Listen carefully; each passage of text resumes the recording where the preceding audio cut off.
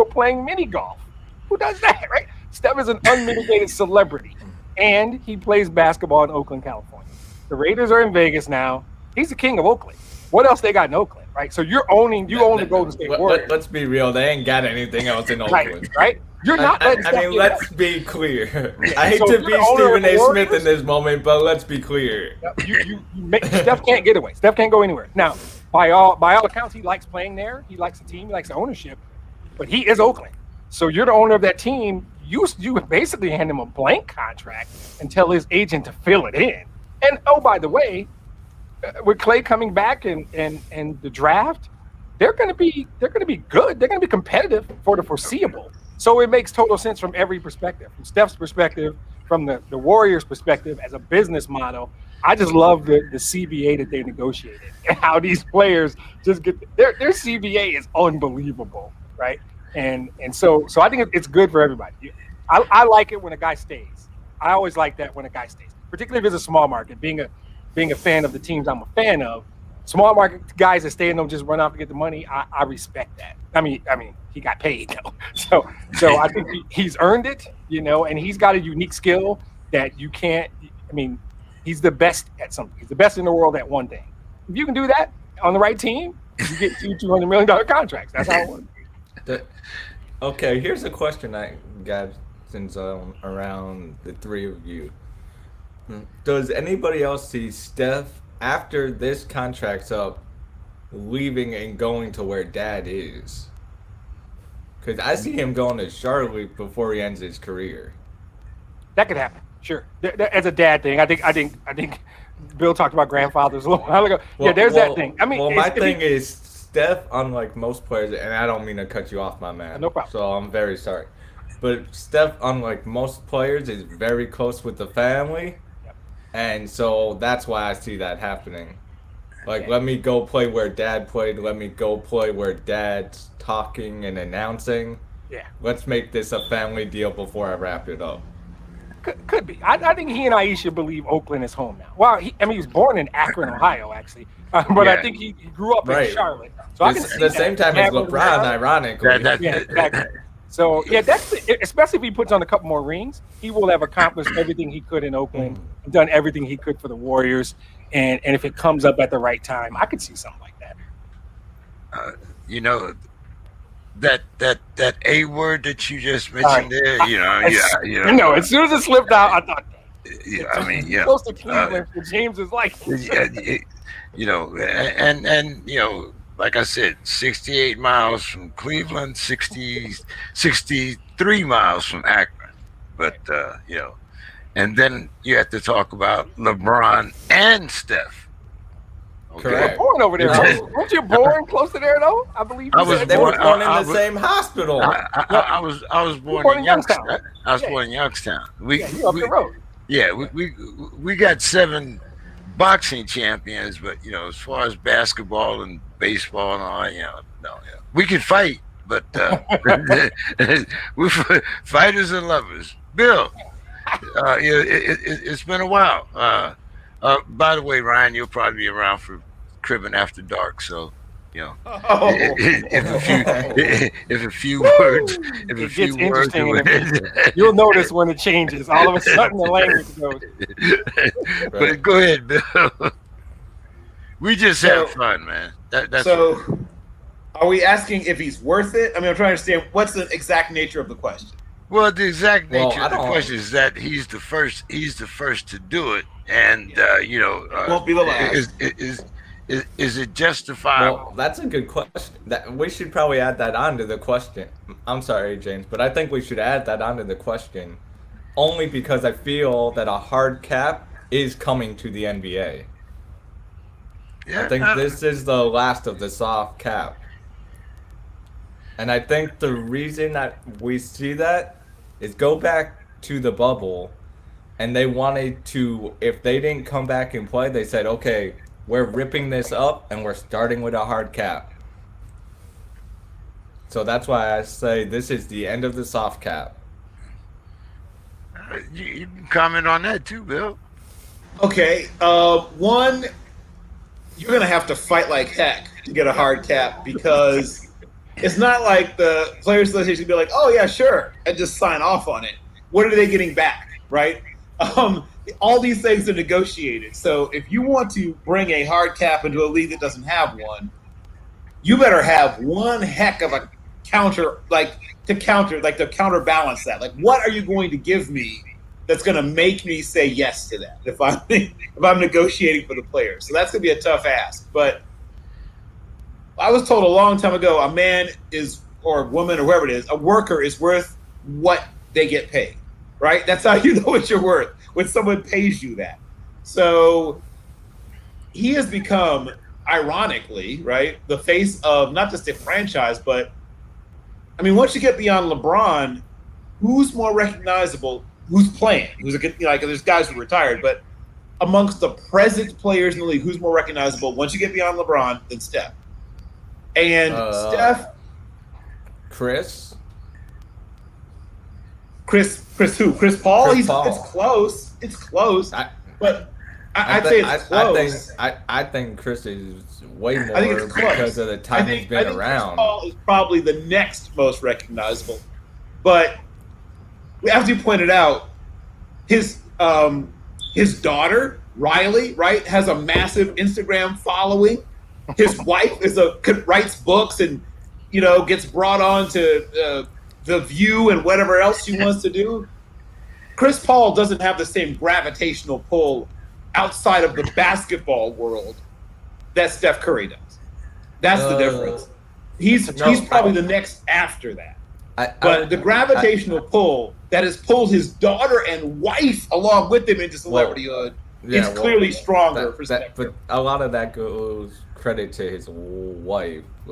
Clear. I'm not disputing that, but I'm saying that it is. I'm going to use a military term: force multiplication. Right? That's force multiplication. He has his adorable daughter and hot yet chaste-ish wife are force multipliers for the Steph Curry thing. And then you add to that Steph is this incredibly approachable person who is clearly, a guy that everyone feels like they know, even more than Chris Paul, right? People like Chris Paul, but they feel like they know Chris Paul. Not really. People feel like even though they shouldn't, because who knows what Steph Curry's really like, right? He could be an absolute ogre, but we don't think that. We think but we all love it. We think he's great. We even people who don't root for the team, root for Steph, right? So, he's been around basketball since the moment he was conceived. He's incredibly respected throughout the game. But the big difference, like I said, is people who don't know anything about basketball recognize Steph Curry, right? I know people who know that much about basketball but know who Steph Curry is. People who know and respect and love Chris Paul are people who also love and know and respect basketball. That's the difference. Right, but I think a lot of people have forgotten now that him and LeBron did not always get along. Him and LeBron had issues early on. LeBron thought he was a chump early on. He was a chump. He was a chump early on. LeBron was right. I think LeBron took that a little too far, but that's a whole nother deal. Which way that goes. However, I'm just saying, we look at Steph now one way, but not everybody looks at Steph that way. Not everybody always did look at Steph that way. Do you know how long it took me to actually put the words "the King" out of my lips referring to LeBron? Honestly, I still can't.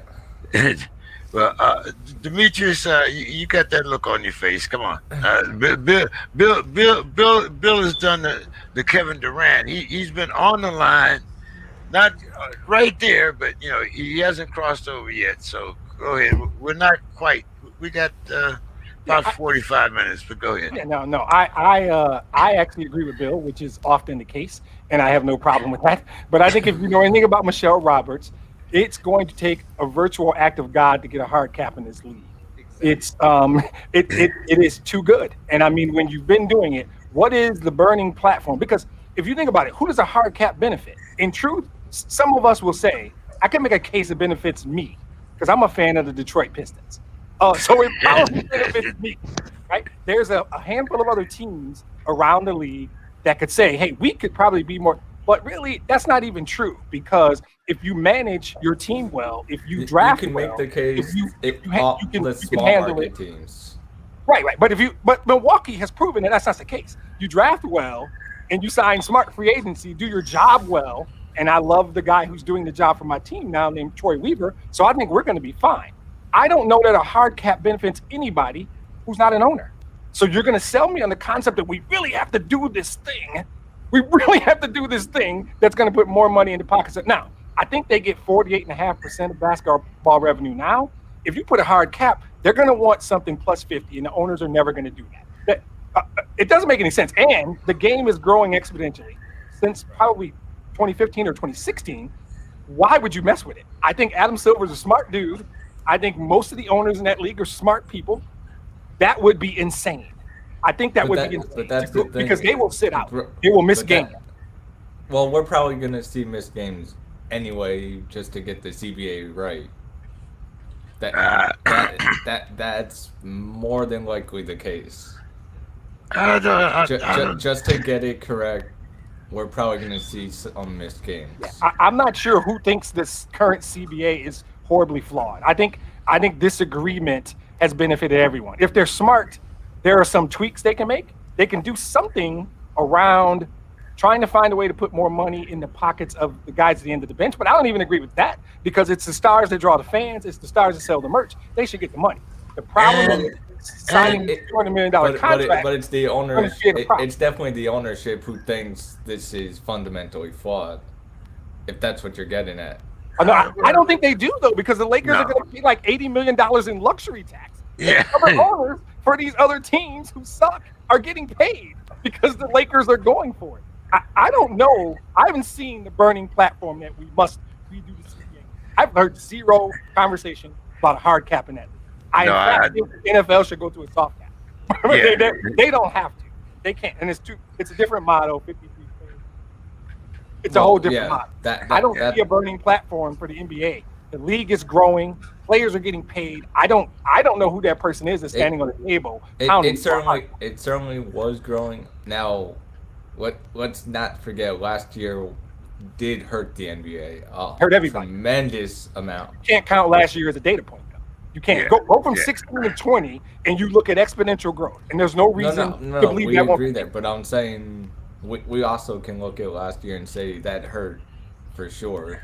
Hurt billionaires? Hurt million? Yeah, we can say that. Are we going to care about it? Bill doesn't care about it. Bill doesn't care about it.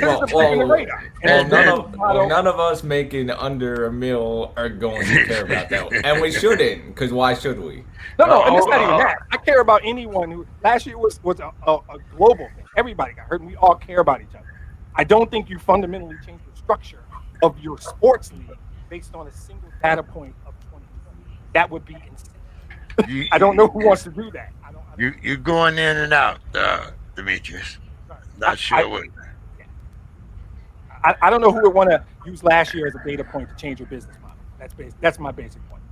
Well, Demetrius, I'm going to start with you on this one here because it seems like the Lakers have opened up a retirement home. I think, let's see, when's the last? They definitely have. Well, let's see. I think the last time I saw something like this was Karl Malone and Gary Payton. You know how that ended, right? Are you teeing me up to talk about the 04 Pistons? That 5-game sweep? Yeah, don't get me started. So, what do you think the Lakers are thinking here? I mean, you got Russ that's going to run all the time.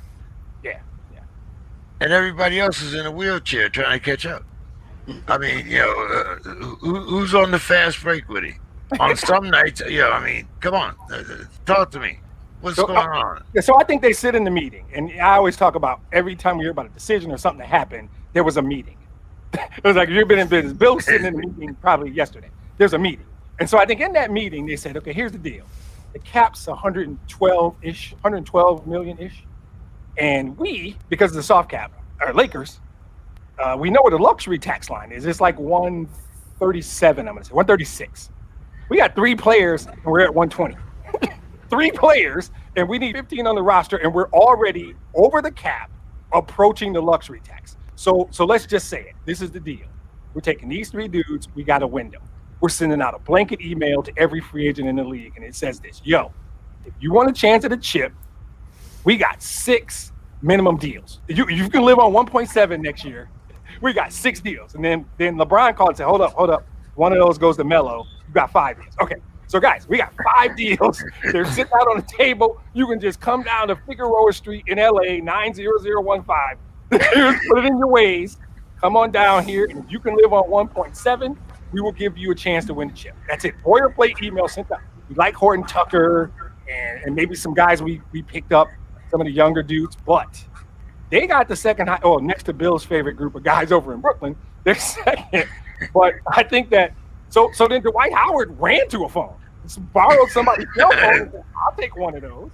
Wayne Ellington and Kent Bazemore and Malik Monk said, hell yeah, I'll take one of those. And Trevor Ariza pulled in the parking lot, knocked on the door. Y'all still got them 1.7s? Right? And the concept is this simple. Look, we're taking a shot. We're taking our shot this year. And they'll probably try it again next year. But to your point, their real issue is injury, right? They're going to play a full season. I'm sorry, Father Time is undefeated is the cliche. They're going to have guys missing games because of injuries. And so much like Bill's group in Brooklyn, and I'm sorry, Bill, I just can't stop. I know how much you love those dudes. When LeBron's out, they're going to lose games. If LeBron and AD are out, they're going to lose a lot of games. So if it's all about him. Like Dwight Howard's going to give you what he's going to give you. It's going to be inconsistent. Every now and then he's going to give you a 20-20 just to remind you that he's Dwight Howard. Ellington is a shooter. He's played for the Pistons. He can shoot. He's not going to win you games. He probably won't lose you games. And the Arizas and Malik Monks and Kent Bazemores, they are who they are. It's not even about those dudes, right? It's about those other 3. And if the Brody decides, I'm willing to do whatever it takes to win, this is all on the Brody. It's all about Russ. If Russ is willing to do what they need him to do, they're going to be a tough out. And everybody is healthy, they're going to be a tough out. Beating them 4 times in 7 games, if those 3 dudes are healthy, it's just going to be different. Because Anthony Davis is still great, and even at 37 or 38 or whatever he is, that dude's body is unbelievable. And if they're healthy, they're going for it. So they're just going. I don't personally think it's going to work because I don't think their bodies can hold up. I think history says LeBron and AD will go down for significant periods of time because they have. And I don't like or trust Dwight Howard and so on and so forth. So I don't know if it's going to work, but I get the concept because you're locked into that 120 and those 3 guys. You can't get out of it. So you may as well try this, you know? But they had a better way to go about this. Well, let's see, Bill. What do you think there? Everybody on there is eligible for a Ben Gay commercial. Yeah. Here's what I have to say. Are they shortening the season again? Because if they could get them to shorten that season up again, they have a real shot, right? I mean, I hate to root for like something awful to happen, but that's their best shot is to have something happen where they just can't play a normal length season. 82 games are not your friend when everything hurts by the time you get to game 38, right? The old saying about the whole marathon, not a sprint. Hey, how about a 5K? We'll split the difference. then we've got a chance. The problem with getting older isn't that you can't do the things you used to do. It's what it costs you to do the things you used to do. Right. That's the thing. Speaking as someone who can still do a lot of things, but then the next day it's like, oh, sweet Jesus, God, why? That's the problem, right? The back-to-backs, right? The back-to-back, well, they probably won't do too many of those, I guess. But if you ever have like 3 games back-to-back-to-back, that's when you just really start to notice, oh man, those guys look like everything hurts. And there's like, because it does, boy, right? So it's not impossible. There's a bunch of very proud, talented professional basketball players on that team. But hamstrings, backs. There's just stuff that starts to go when you get to a certain point. So if they get super lucky, right, and somehow all those older dudes manage to stay healthy, or to be more realistic, are healthy at the right time. Exactly. Actually, it's probably because they can't all stay healthy. That's impossible. But if they all are healthy at the right time, because that's really what matters. So if you're going to get hurt. Get hurt right away, right? Game 12, everybody get hurt, right? Like we're just get that out of the way, and to start feeling better around game 60, right? Yep. Then we'll bring you back slowly, round into shape, and then make a playoff run, right? That's really what would maybe their best shot, short of a season that is 20-something games shorter than the normal season. Either one of those two scenarios have a shot. What do you think, All of Ryan? that is true. All of that is true. However, they should have taken the better route that they had available. And what they had available was to go get Buddy Hield instead of Russell Westbrook. Yeah, I agree. And that team would have been better. I agree. We have to remember, LeBron's not giving up ball dominance. Yep. Westbrook is ball dominant. Yep.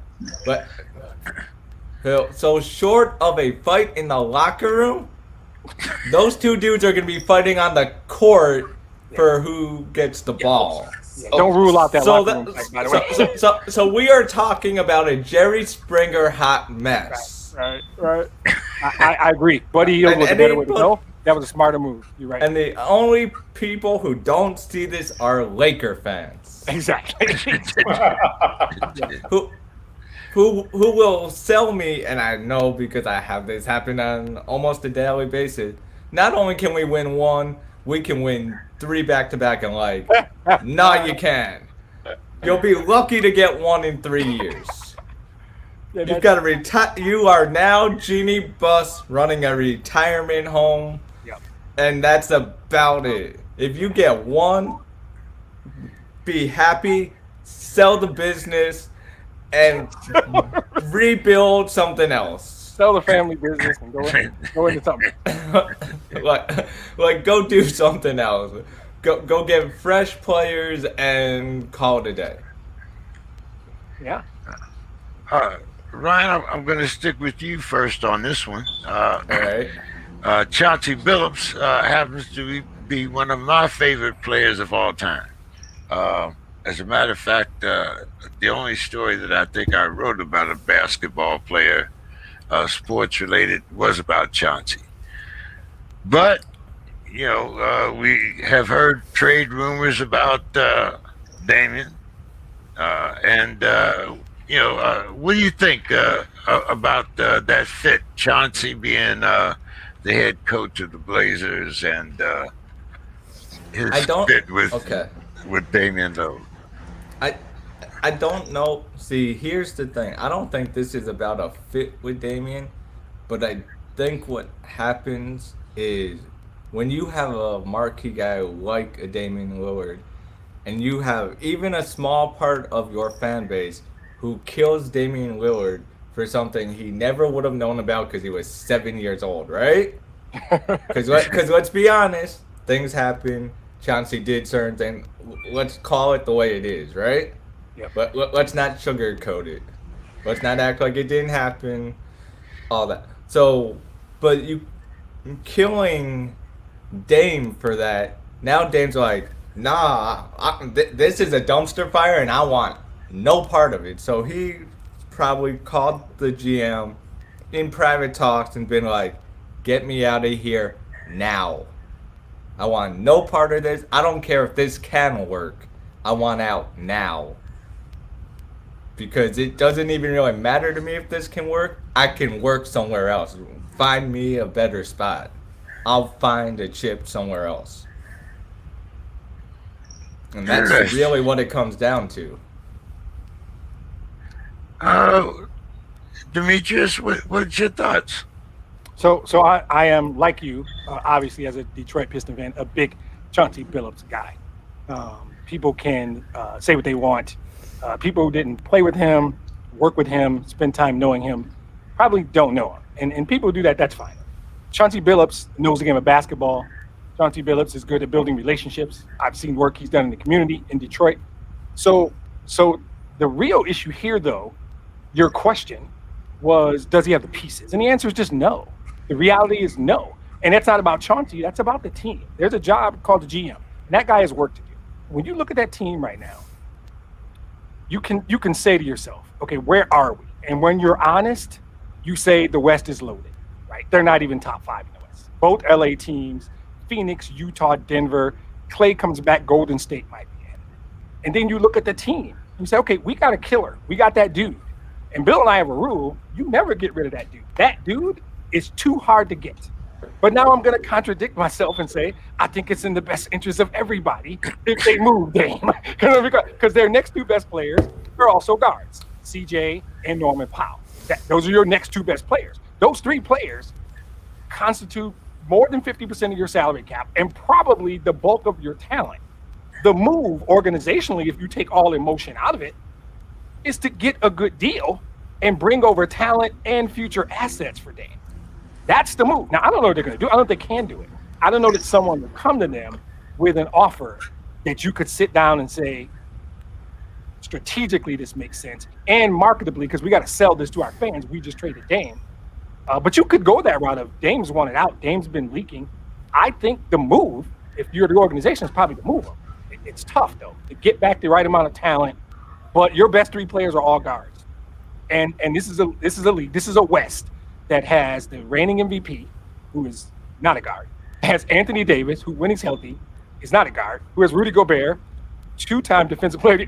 There's bigs in the West. DeAndre Ayton. You got to be able to play against some of these bigs in the West. And right now, they are talent deficient. Their problem is not head coach. I think Terry Stotts is probably a good basketball coach. He's certainly a good basketball mind, right? I think Chauncey, as a former player, this generation of players likes and respects former players. You're going to see you're seeing former players get jobs because they know how to relate to this athlete. I don't think you can evaluate Chauncey's coaching ability with wins and losses as the team is currently constituted. So 3 parts of the question. If I'm Dame, I probably do one out because there's probably a better option somewhere else. If I'm Chauncey, I need more talent. Do whatever you got to do. And if I'm the organization, somebody give me close to reasonable value for Dame. You can reset your cap.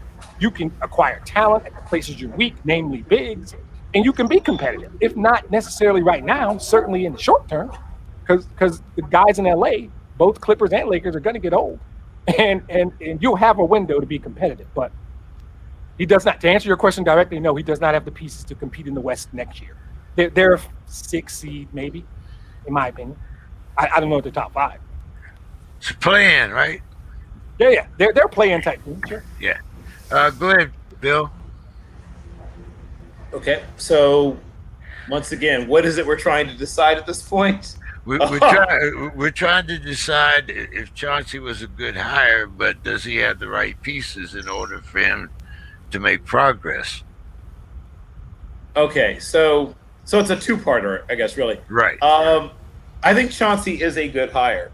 I think that they will struggle initially, at least.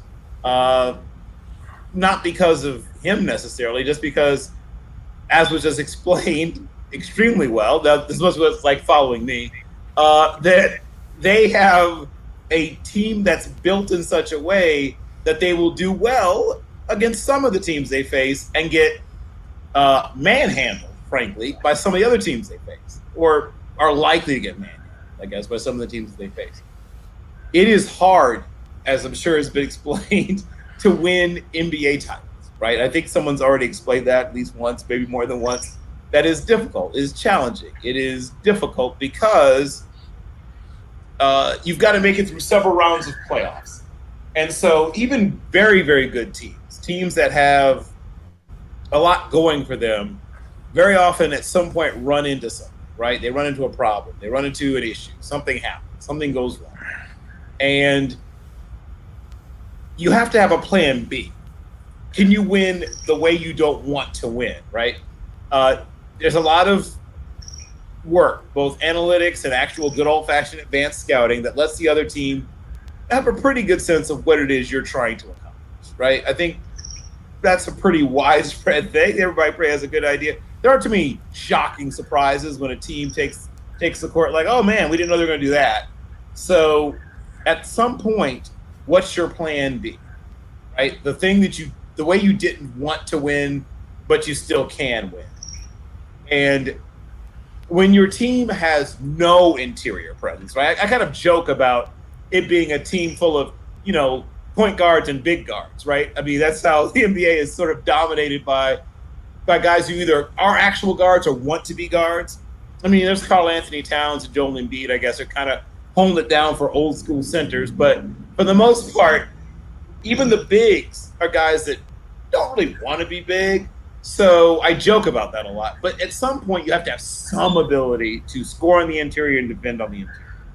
Teams that do not have the ability to do that at all get hurt. At some point, it does catch up to you.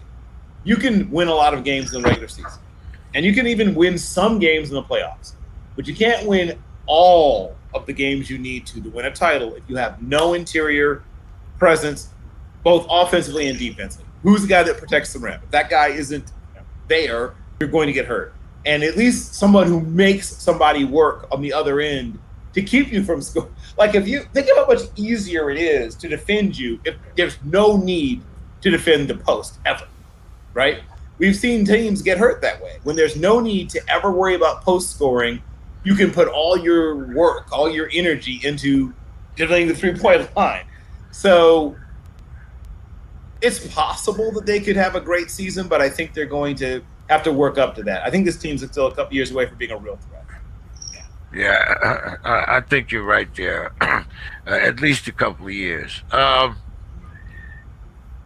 Bill, I'm going to start with you. So, Ryan, you'll know that after Bill, you and Demetrius have nothing else to say, but we'll go through. Anyway, Bill, we all know about the infamous Christmas Eve practice. And Jason's kid's reputation, as being very much old school, and being very aggressive with his players. Now, he's now the coach of the Mavericks, Yep. and Jokic has been used to being, on a very, very long leash.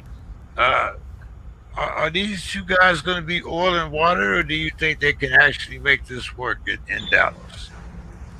I think at some point they will come to a point of agreement, or he'll get fired. I mean, it's pretty straightforward. This is the NBA. This is the one league where players get to fire coaches. It's not that new. I mean, we all love Magic Johnson, but he straight up fired a coach. Let's not get it twisted. This is the league where stars get to fire coaches. So he will need to figure out a way for Luka and he to, and some other guys, but mostly Luka, to, see, if not eye to eye, at least close enough to eye to eye. He's 6'4", Luka's 6'6.5". So they'll be close enough to eye if they can work it out. But here's the good news. I think Luka wants to win. And I believe in my heart of hearts that if he shows them that they can win doing it his way, then Luka will say, we're going to do it your way. The problem comes if they don't win, right? If they don't win, if this doesn't work, Luka will he's a nice kid, but he will make it clear that there's somebody else he'll want, right? And he'll somehow make that known without trashing or whatever. He's not that kind of guy. At least as far as I know, he's not that kind of guy. He's not going to trash the coach. He's not going to undermine him, obviously, in a way that everyone knows about. But if it's not working and, all of the old school tough guy stuff isn't – people will go through a lot if you win, right? People will put up with a whole heck of a lot if you win. Guys want to win. But they're not going to wait too long. If they get through season 1 and then about 25 to 33% through season 2 and they don't see results, stuff's going to happen. Wow. Yeah. Demetrius, is Mark Cuban that patient? 2 Uh, seasons? he has to be. All of one in part of a second. Yeah. Yeah. Hopefully. But I think the leverage was established. I think it was yesterday in Bosnia or somewhere where they had a press conference, right? And another $200 million contract. So here's the thing, though. I don't think Luka and Jason Kidd are the issue. And is it coincidence that Don Hayes joined the minute we started talking about a Dallas topic? I wonder. There you go. Jason Kidd understands and appreciates what it takes to be a high-level point guard in the NBA. Yep. And whatever his height is, that's what Luka is. He is the owner of the basketball on that team. I think they'll be fine. Jason Kidd's job is in the 7'3" Latvian who hasn't been himself since he came from New York. If he can get something out of Kristaps Porzingis, that's how you keep your job. Because if Porzingis, one, stays healthy and reclaims anything close to what we thought he was going to be, they're going to now have the foundation to put pieces around those two players. Imagine if KP got back to where he was. He and Luke on the floor, those two guys at that size doing what they do, you can put damn near anything around them. I mean, you can really build a competitive team that can play against big teams, against small teams, that can shoot, that can do so much. I think the work for Jason Kidd won't be Luka. Because I think Luka, by all accounts, is a bright kid who understands it, and he is eminently talented, right? I will always worry that he could probably drop a couple LPs, but the weight doesn't seem to bother him so far. As the metabolism slows down, I worry about his weight. That's the real only thing. He can do everything on the basketball floor. I think he'd be able to do it even better if he was 15 pounds lighter, but that's just me. But I think if you get Porzingis, that's the work. Get Porzingis back to being Porzingis. Then they win games. And Bill's biggest and best point was everything's easier when you win. And that's at the end of the day, it kind of boils down to that. Everything's easier when you win. Don, I don't know whether it was just coincidence or not, but we are talking about Jason Kidd and Dokic over there in Dallas, and what chance the Mavs have, knowing that Jason Kidd is, one of those aggressive old school coaches. Are you going to teach an old dog new tricks down there in Dallas? What's going on, Don? I'm not a big Mavericks fan, as you may know, but Mark Cuban is he's kind of a gunslinger. He's kind of out there. He's very emotional spirited, and I think he's put together, bringing Dugic and Jason Kidd together. In a mad scientist, Frankenstein kind of way, I think it's going to work.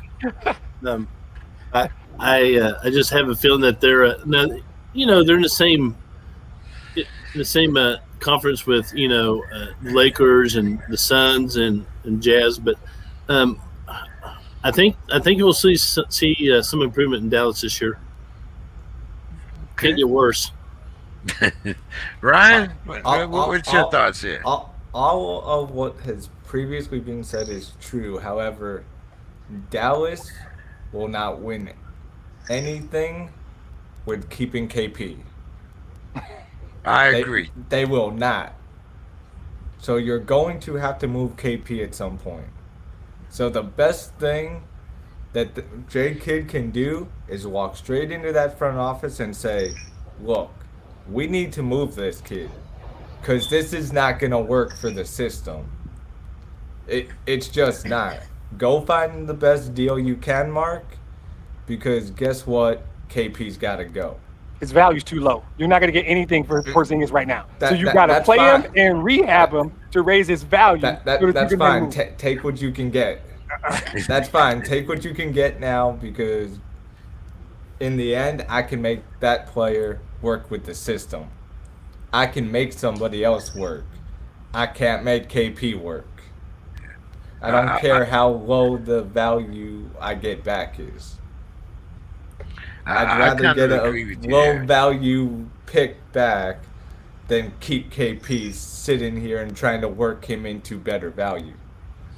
Because we're going to lose spots. We're going to lose value that we need to get into the playoffs, to get into better spots, so that we can win games come playoff time. So you just don't believe that a healthy Kristaps Porzingis is a good player? No, I don't Not- think not- he's gonna ever be any better than he is right now.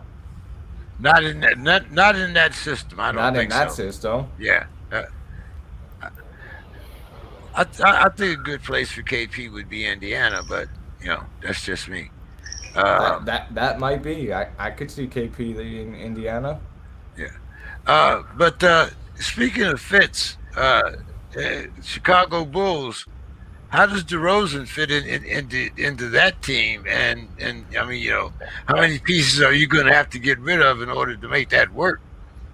No, see, that's the thing. I love what Chicago just did. Yeah. Chicago just made themselves, and people are gonna think I'm crazy, because people have. Even though a lot of other people don't think I'm crazy. Chicago just made themselves a top 3 to 4 team in the East. Absolutely. Absolutely top 3 to 4. Those pieces will work. And the great thing about having DeMar DeRozan along that spot is he can be your 3 guy. He can be your deadly 3 or 4, depending on the night. So he may be your 4th deadliest on some nights, depending on how you're playing a team, and he might be your 3rd deadliest on other nights. Because of Lonzo. Him and Lonzo will switch up that role of 3 to 4.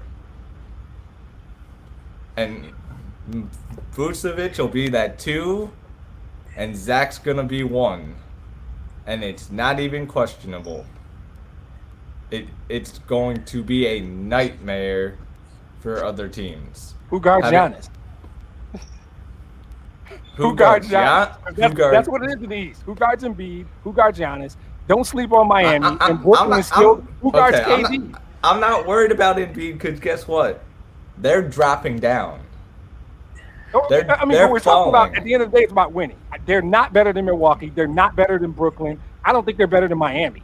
I'm not sure they're better than Atlanta. We just No, made I don't- ourselves. We just made ourselves better than Miami. God. I don't know about that one. Sorry, I didn't Yeah, jump in. I didn't- yeah, that's Because Miami's moves, that's a dumpster fire.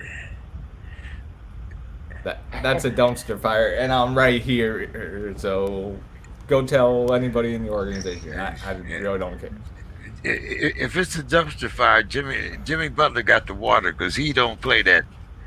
He don't take no mess. But anyway, We're definitely gonna see that go up in flames. all right. Bill, you're there in Chicago. What do you think? Well, okay. So the good news is this helps them in every way, right? I mean, it helps them, frankly, as a public relations move. It helps them to be an actual better on-court basketball team. It takes some pressure off of their budding young, almost superstar who, let's be pretty honest, was kind of carrying pretty much everything on his back up until this point. So now they go from having, some solid pieces and one bright shining piece, like one guy that you really, really thought was special, and a bunch of guys who were solid, not special. Now they have 2 really special players who I think can play together. The one good thing about a guy like DeRozan is that he has shared before. He's been in situations where he was sort of a co-head of a team, right? He's shown he knows how to do that. So I don't think he'll be, a headache or a problem or an ego thing or whatever it is. I mean, he's exactly the kind of player that I think will do as much. So I think DeMar, Darnell, DeRozan, Triple D, baby, will, first of all, I mean, he's a positionally versatile guy, right? He can play small forward. He can play 2 guard.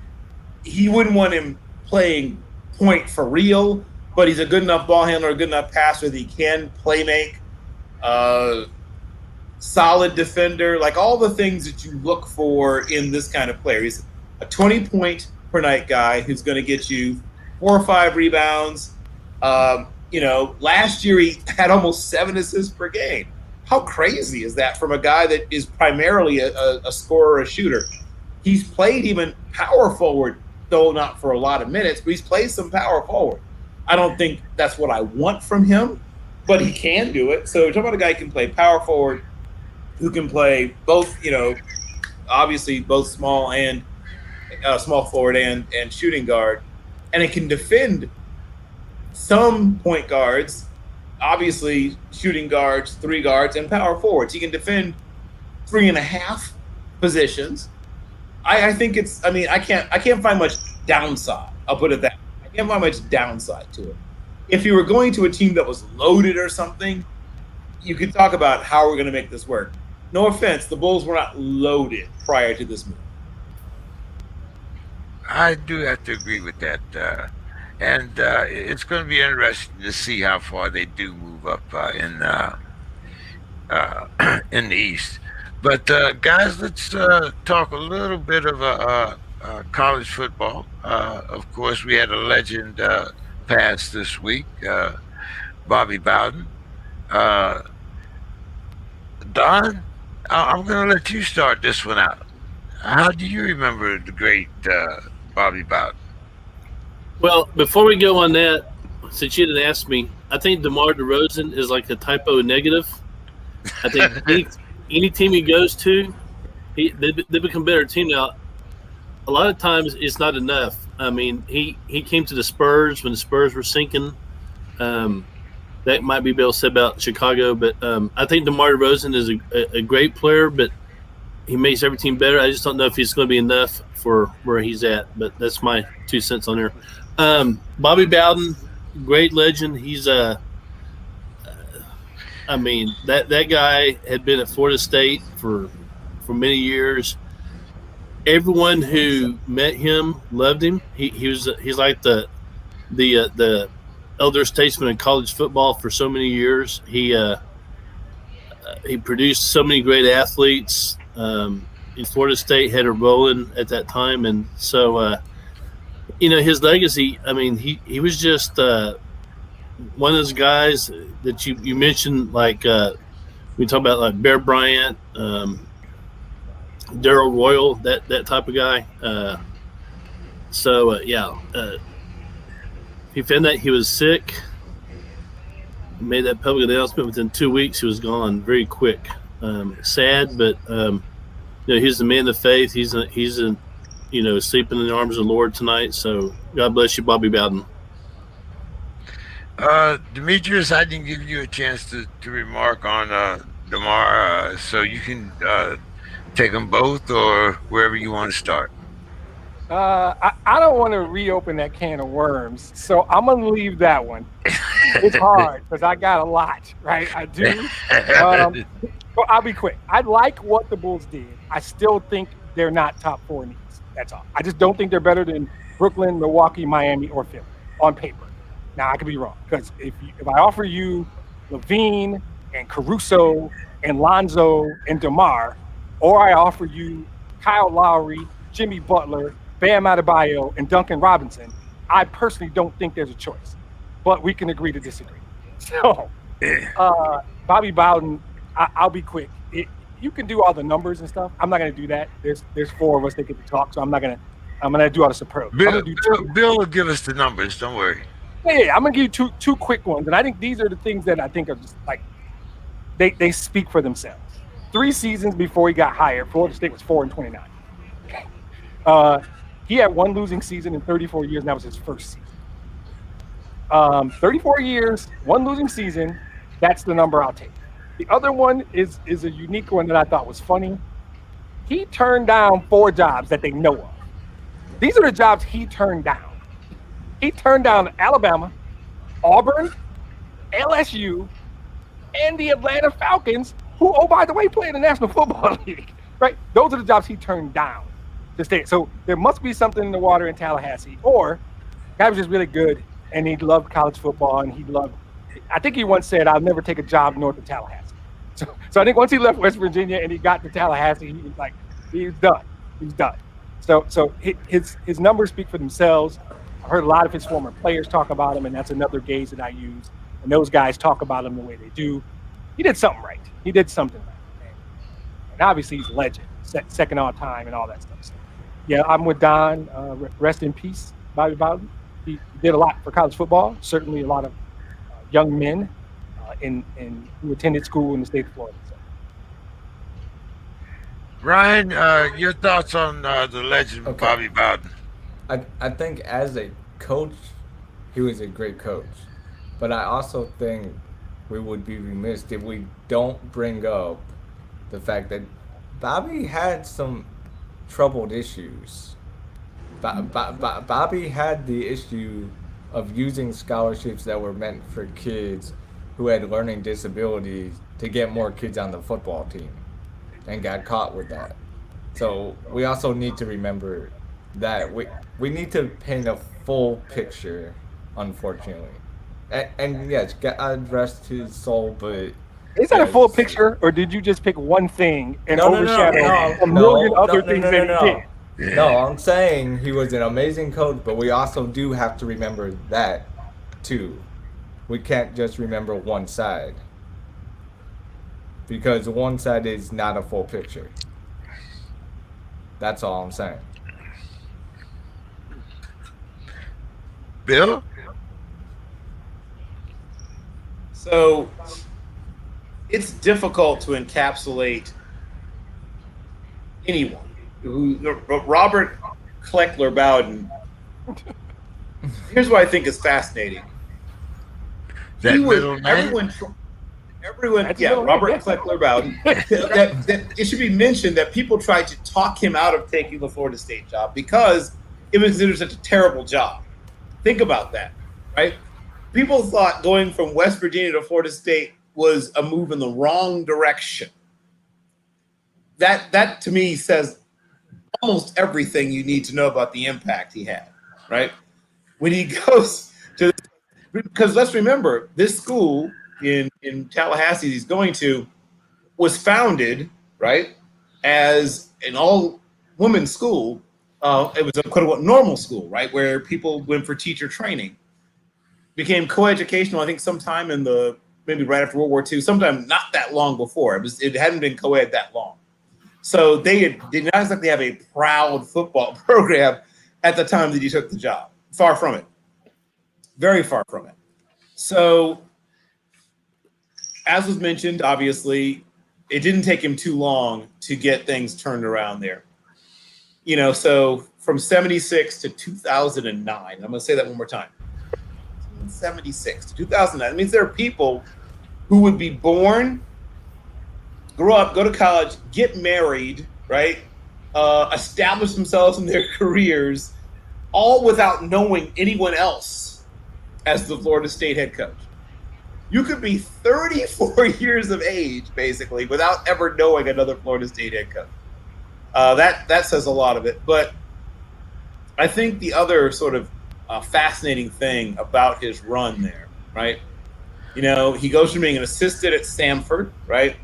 Then he's at South Georgia State College, then goes back to Samford this time, you know, as a head coach, then goes to Florida State, first time as a wide receivers coach, goes to West Virginia as an offensive coordinator, then gets elevated to head coach, has a really good run at West Virginia from 70 to 75. And what is sometimes forgotten is that if we talk about guys like Lincoln Riley, whatever, he was sort of that first group of, you know, it's hard to think of him as a hot young coach, but at one point he was the hot young coach, right? Obviously, if you're less than 60, it's hard to even imagine that. But there was a time when, you know, he was the hot young coach that everybody was sort of interested in. And so there were people who thought he was nuts to take the job there. But he had two things that really motivated him. I mean, one, obviously the challenge of it. Two, he realized that a school that sits where it sits in Florida should be able to win, even if they hadn't. And last but not least, he had an older mother who lived in Birmingham, Alabama. He wanted to be closer to her. And obviously Morgantown, West Virginia is not exactly a hop, skip, and a jump from Alabama. So goes there, constantly facing rumors that he would leave quickly for another job. That's the other fascinating thing is there was always rumors that he was just using that as sort of a jumping off point to find, a better job. And of course, that he never left, obviously. And he said early he would never coach any place else, and people thought he was, I guess, lying, kidding, whatever term you want to use. The last thing I'll say is that this is an amazing streak. But from 1987 to 2000, they were double digits in wins every year, and in the top 5 every year from 1987 to 2000. I'm not saying. I guess I am saying that there are other people who maybe could have done as good a job. I don't know if there's anybody who could have done a better job than what he did at that school. And yes, I am aware, as was mentioned earlier, of stuff that went on. I've known guys who got recruited by Florida State. And like a lot of other big programs, stuff happens. Things got covered up. The Tallahassee police were well known to be sympathetic, for lack of a way of putting it, to situations that players might find themselves in where they had done things that they shouldn't have done, which you'll also find around a lot of the big programs all over the country. That's not something that's exclusive to Florida State. But I think he probably did more good than harm, is what I would say. Yeah, I would say that too. Yeah, he definitely erred on the side of good. Bill, Don, I'm going to bring this one to you first because I don't know. You might have a little problem with these standings, but we got the 4 usual suspects: Alabama, Clemson, Ohio State, of course. But starting number 5, you have Georgia. Then you got Texas A&M at number. Then you have Notre Dame at 7, Iowa State at number 8, North Carolina at number 9, and Cincinnati number 10. Don, do you agree with these standings? I think they're solid. Anything in the preseason, is just speculation. It's based on last year's results, and sports writers who may or may not know what they're talking about. You got to throw them in there. I think Georgia at 5 is solid. I think A&M at 6 is solid. Notre Dame, as long as they don't pull their yearly choke job, I think they're always a preseason top 10. I think North Carolina should be in before Iowa State. Now Iowa State's great. I mean, they have a great defense coming back. Their running back is good. Quarterback is good, but I don't think Iowa State is. I don't know if they had the athletes that North Carolina does. North Carolina, Mac Brown has really done a good job of turning that program around. So I would slip North Carolina in for Iowa State. Cincinnati, I'm not so sure about. I mean, they're. I'm not sure if they are a top 10 team. We'll find out. But I have no. Like I said, I have no qualms about top 10 preseason or top 25, whatever. I just know that some teams will always be like Alabama and Clemson, but other than the fact that I think North Carolina would be in the place of Iowa State, I have no problem with that. I'm not sure if Iowa State will end up in the top 10 throughout the year. They do have a somewhat easier schedule than most SEC teams, and they'll be playing to prove that they belong because, again, they're getting left out of that Texas-Oklahoma move to SEC. So, but hey, preseason's preseason. That's why we play the game. We'll find out where we are in December. Ryan, what's your thoughts on that preseason poll? Well, there are 2 polls. So are we talking the coaches poll or the AP? This is the coaches poll. The coaches poll I thought was better than the AP poll. I thought it was better aligned. I thought the teams on it were better outside of the top 10. Because I looked at both the AP poll and the coaches poll, and I Yeah. more agreed with the coaches poll than I did the AP. Because if you look at the AP poll, they even have teams like Liberty on there, and I was like, wait, what? We are really putting a team like Liberty up here? Like, we gotta be some type of crazy. So if you look at the two polls, this is the poll that is the closest to where these teams really are right now. Now, will teams drop? Yes, teams are likely to drop and fall. And when it comes to Don's point about the move to the SEC, the reason teams have been left out of the move to the SEC is because Florida State and Clemson are the other two that are going to end up potentially moving in. So they're not just taking from one conference. That is the reason for only taking two teams from one conference, so that you still have two slots to move two more teams in. Talking more and more about those super conferences. Demetrius, your thoughts?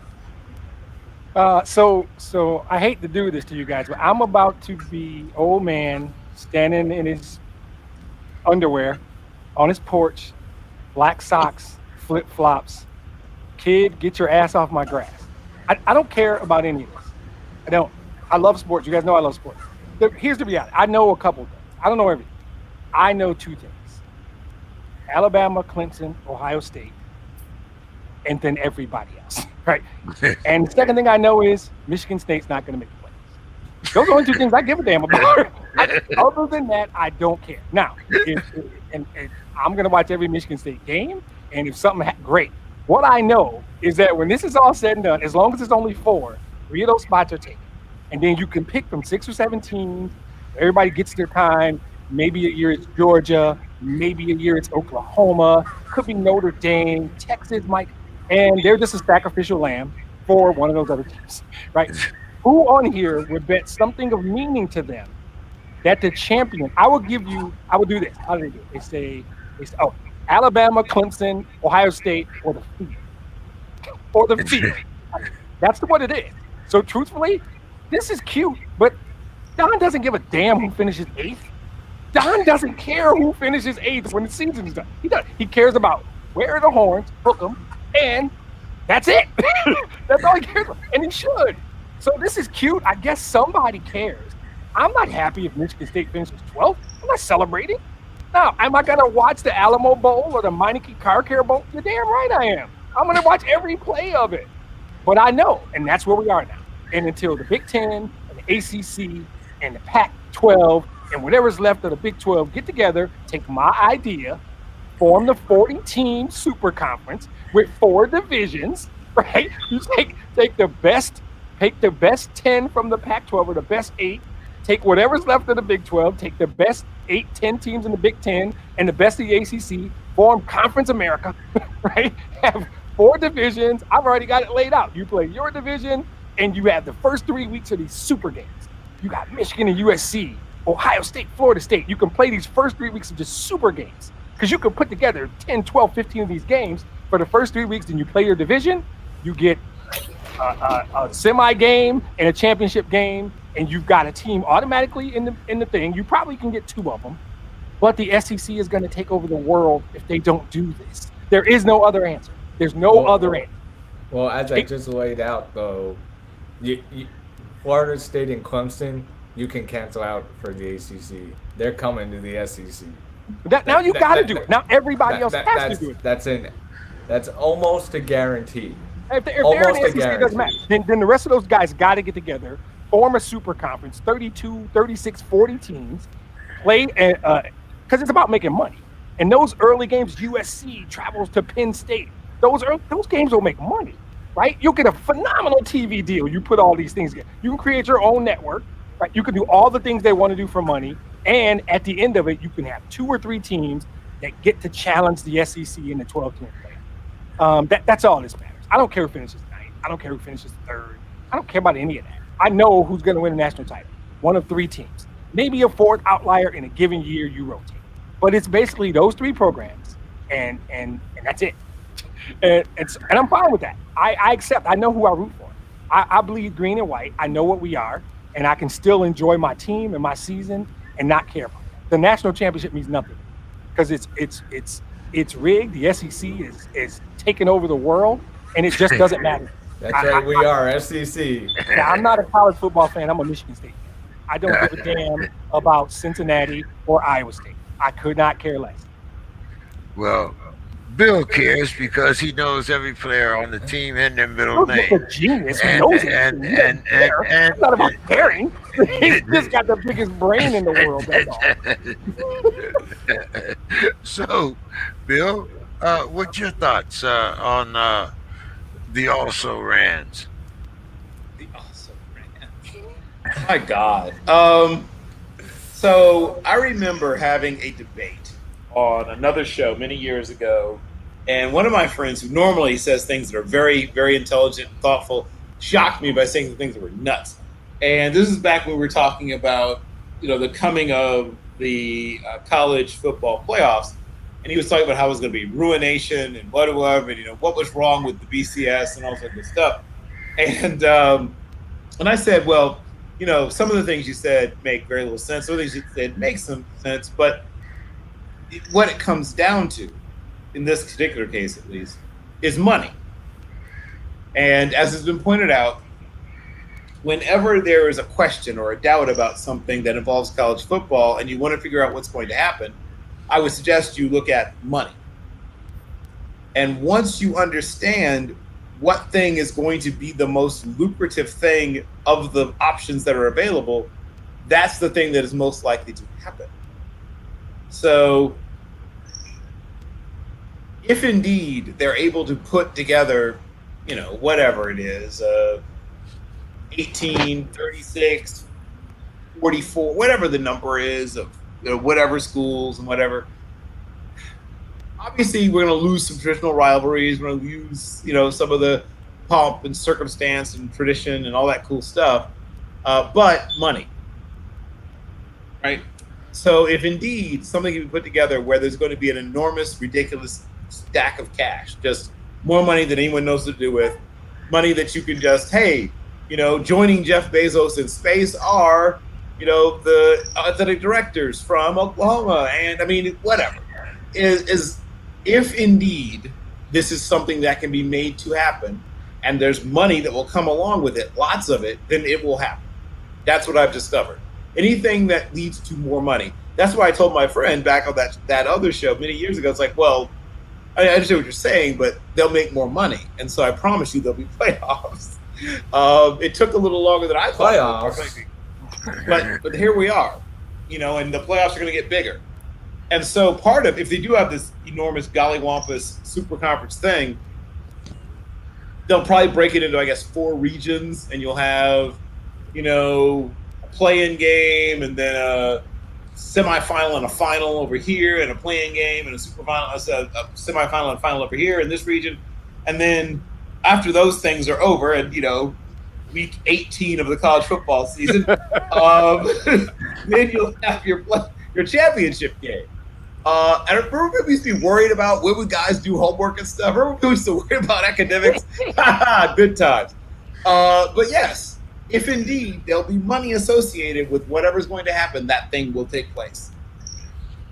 I'm glad you talked about money there, Bill, because we now have the first NIL quarterback that has been endorsed by a professional hockey team or a professional sports team, period. Bill, is this opening up a Pandora's box? What's the third string tackle do now? Does he get a scholarship? Does he drive what we used to call a hoopty, or one of those? We got the little scooters out here in California. I don't know if you guys got them or not, but They got the little scooters. You just put your little credit card, your phone. I mean, how does the third string tackle get to practice? Well, first of all, let me just say this. I think people will be surprised at how good NIL has been for players that are not household names. And that's what I tried to tell people. It's not, you might not get a huge, massive deal, but yes, even third string tackles, even fourth string strong safeties, people in sports like rowing and whatever are going to get deals. It will be more of a challenge and the deals will be smaller. But I would like to remind people, in case you were wondering, 36 walk-ons at BYU. I didn't go back to see the number, but I think it was 36 walk-ons at BYU. All got awarded full tuition paid for them by Built Bar, right? And it was a brilliant move by Built Bar. They're a smaller brand, and they have made a big splash, bigger than what running a TV commercial or a radio ad or an internet ad or whatever would have made them, right? So by saying we're going to pay for the tuition of these 36 athletes for the rest of their time at Brigham Young University, they've done several things. One is, obviously in that particular part of the country, they're going to gain a huge amount of good feeling, right? And I guess brand loyalty, to use the term. And then, like I said, they're going to be talked about on things like, well, it's not called Mike and Mike in the morning, whatever it is that, what's his name does now, for Get Up. It's going to be talked about on Get Up and, a bunch of other morning sports talk shows. And like they couldn't have found this kind of publicity probably any other way short of something terrible. Like obviously bad publicity is always spreads really quickly, but positive. There's few other things positive they could have done that would have gotten this level of publicity. So these are walk-ons. I just want to make it very clear. These are not 4-star recruits, not 5-star recruits, not 2-star recruits in some cases. These are walk-ons at BYU. So don't be fooled. The NIL is not, people there's a lot of rending of garments and gnashing of teeth and, people, think of the children. For the smart athletes who know what to do and how to handle it, even if they're not stars, there'll be some kickers who just have great personalities. They're going to make out like fat rats in a cheese factory. I'm telling you, this is going to be good for a lot of people that you aren't thinking of. It's going to be good. It's going to be good for people in non-revenue producing sports and all kinds of other things. In fact, some non-revenue producing sports may in fact end up being saved if they're smart about how they handle this by NIL. That is true, but I think what people don't see and aren't seeing when we talk NIL is this: that lineman who doesn't have the deal as good as the quarterback, now he's thinking to himself, what am I blocking for? He's got enough cash in the bank. Well, come on. Well, I ain't gotta do all this work. That dude don't need to be on the team. His ass to get cut. But that's the reality. That reason. No, I'm saying I have many friends who are offensive linemen, and that's not how they think. That's not how they work. Because in the NFL, who do you think gets paid more? What quarterbacks or offensive linemen? Let's not act like that. No, wait. What you said? What you said? That's the reality of what could come. What could come is not reality. What I don't believe that could come at all. What could come is speculation. Don, what do you? For somebody that's played, right? Yes, you have somebody who actually played offensive line. Yeah, well, Don, tell us about your mindset. I mean, all doing football, I don't think I ever thought about, whether that guy was dating the prettiest cheerleader or whatever. I mean, it was all about doing my job. What's your thoughts on that, Don? Do you really think that it'll reduce linemen down to that petty of a mentality? Well, I'll just say this: the NIL is going to benefit your skill positions, your quarterbacks, your running backs, your wide receivers. But like Bill was saying, the smart lineman, he'll get his due. I mean, some of these guys come from small towns, like here in Texas or maybe somewhere in Nebraska, and they're actually heroes in the small towns, and they can go to like Floyd's barbershop in Mayberry and do an endorsement deal. I mean, that's just the way it goes. We have a chain here in Texas called Whataburger, damn good hamburger, and they're already doing endorsement deals with guys from A&M, from TCU, from Texas. You're going to see like Bijan Robinson eating a double meat cheeseburger, getting paid 6 figures for it. So I think it benefits everybody. Eventually, it trickles down. I also think the NIL is going to kind of finagle its way to the scholarship limit. You're talking about the BYU walk-ons getting their tuition paid. I guess the NCAA really can't do anything about it because they opened that can of worms. So I think it's going to be good for football overall, and I think it's good for the athletes. I have to admit, when it first came out, I was kind of not enthusiastic, but as it goes on, I'm thinking this is a win-win for everybody. Mm-hmm. So let's show me the money. Demetrius, what's your thoughts? I mean, it is a team concept, and I mean, it is possible for some guys to maybe buy into that concept. But on the whole, if you play a team sport, I don't really think that's the mentality, regardless of, if that's the case, whatever, well, hey, he drives a better car than I do. His girlfriend looks better than mine. His shoe size is bigger than mine. Maybe, I mean, do you think that this will entice college players into that type of pettiness? I do not. I think not certainly not football. I think in an individual sport potentially, but I think there's just different kinds of people in the world. Football weeds those guys out in like middle school. Those guys don't play college football. The guys that play college football love football. They're teams. They view their quarterback as a teammate. They view blocking for him as their job, their responsibility to the team, because they play because they love the game and they want to win.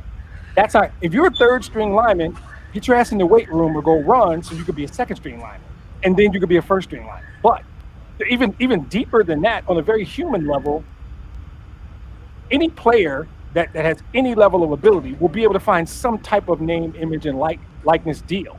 And you know what it'll be? A damn sight better than the deal they had last year, because that deal was nothing. So if the guy who's comparing his deal to the quarterback is either too stupid to understand he's a second string lineman and that dude's the starting quarterback, so he's probably not smart enough to be on the team in the first place, or he doesn't have a good agent and he can talk to that quarterback and say, who's negotiating your deals? How'd you get that deal? And they can get him a better deal. But for the most part, these guys who have gotten this far, killing themselves, staying in shape for nothing, for $0.00, now they get free burgers. I'm sorry, double meat cheese right now? Free double meat cheeseburgers? Guess what? Yeah. Because I was in college on a 20 meal plan, and every Sunday night I had to figure out, why the hell is this not a 21 meal plan? I eat 3 times a day. So I'm scraping up change. It's going to be a damn sight better than whatever they had last year, which is nothing. And the guys who think like that don't get to the top. Weed them out in middle school, high school at best. If you don't love this game and play because you love it and you want to win, and you don't view that quarterback, the dude who's doing a whole hell of a lot more than you, to help you win, if you don't view him as your teammate and you don't view your job as an offensive lineman, your job, the two military guys can speak to it better than me. Your job, you have a job.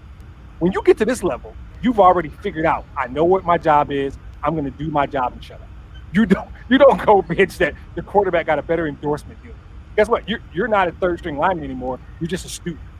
You're not a student athlete anymore. You're just a student. That's not how it works. Not at this level. Not at this level. I mean, that's what I think. I think you called it a Pandora's box. It's way overdue that this box open. I think they all should make money. I hope the third string rowing anchor or whatever the hell the position is called is cutting a deal right now because this is way overdue. I want everybody to get there. Everybody. And double meat cheeseburger. Let's go. Ryan, do you really think that it'll encourage guys to play less harder? Yeah, I think there definitely is that possibility. I think that just because you made it to this level that envy doesn't play a part, it is crazy thinking. These guys want money at this point, and well, if I'm not getting it, then you better either be cutting me in on what you're getting, or man, you're gonna have a hard time on Sundays. I think you get away with that once, then your ass is on the bench. You purposely miss a block and let your quarterback get sacked. You're on the bench, and then, like I said, you're just a student. Oh, you're not a student. if you're lucky, if you're lucky, that's all that happens. Right. If a group of dudes don't beat you up after practice, you're on the bench and you're not playing. So your NIL revenue is zero because you never see the field. That's just not smart self-preservation. If you're that petty and then you're that jealous, go find something else to do because you're not going to make it in this world. And oh, by the way, you blocked for me last year for free. Hey, for nothing. But that was last year when nobody was getting. Okay, then you don't have to block for because there's another dude on the bench behind you who will block for me for 2 double meat cheeseburgers from Whataburger. Guaranteed, there's a dude on the bench waiting for you to do that, and you'll get away with it one time, one Saturday. Your ass is on the bench. You're watching the games and making no money and not playing football, and probably got a bunch of dudes following you around after that. I think that's very short-sighted. The guy who does that deserves exactly what he said. Well, since Ryan, I'm going to stay with you here because I want to see if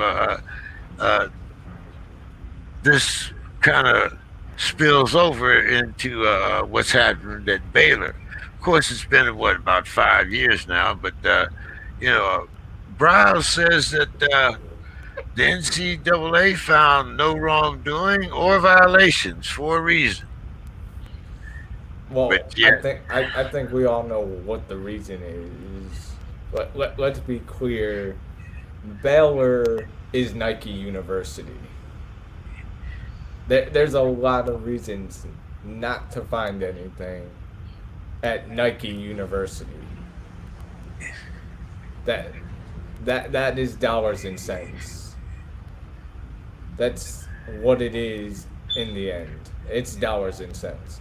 If you are big-time programs, if you're Alabama, there's reasons not to find anything. It's dollars and cents. Can I jump in?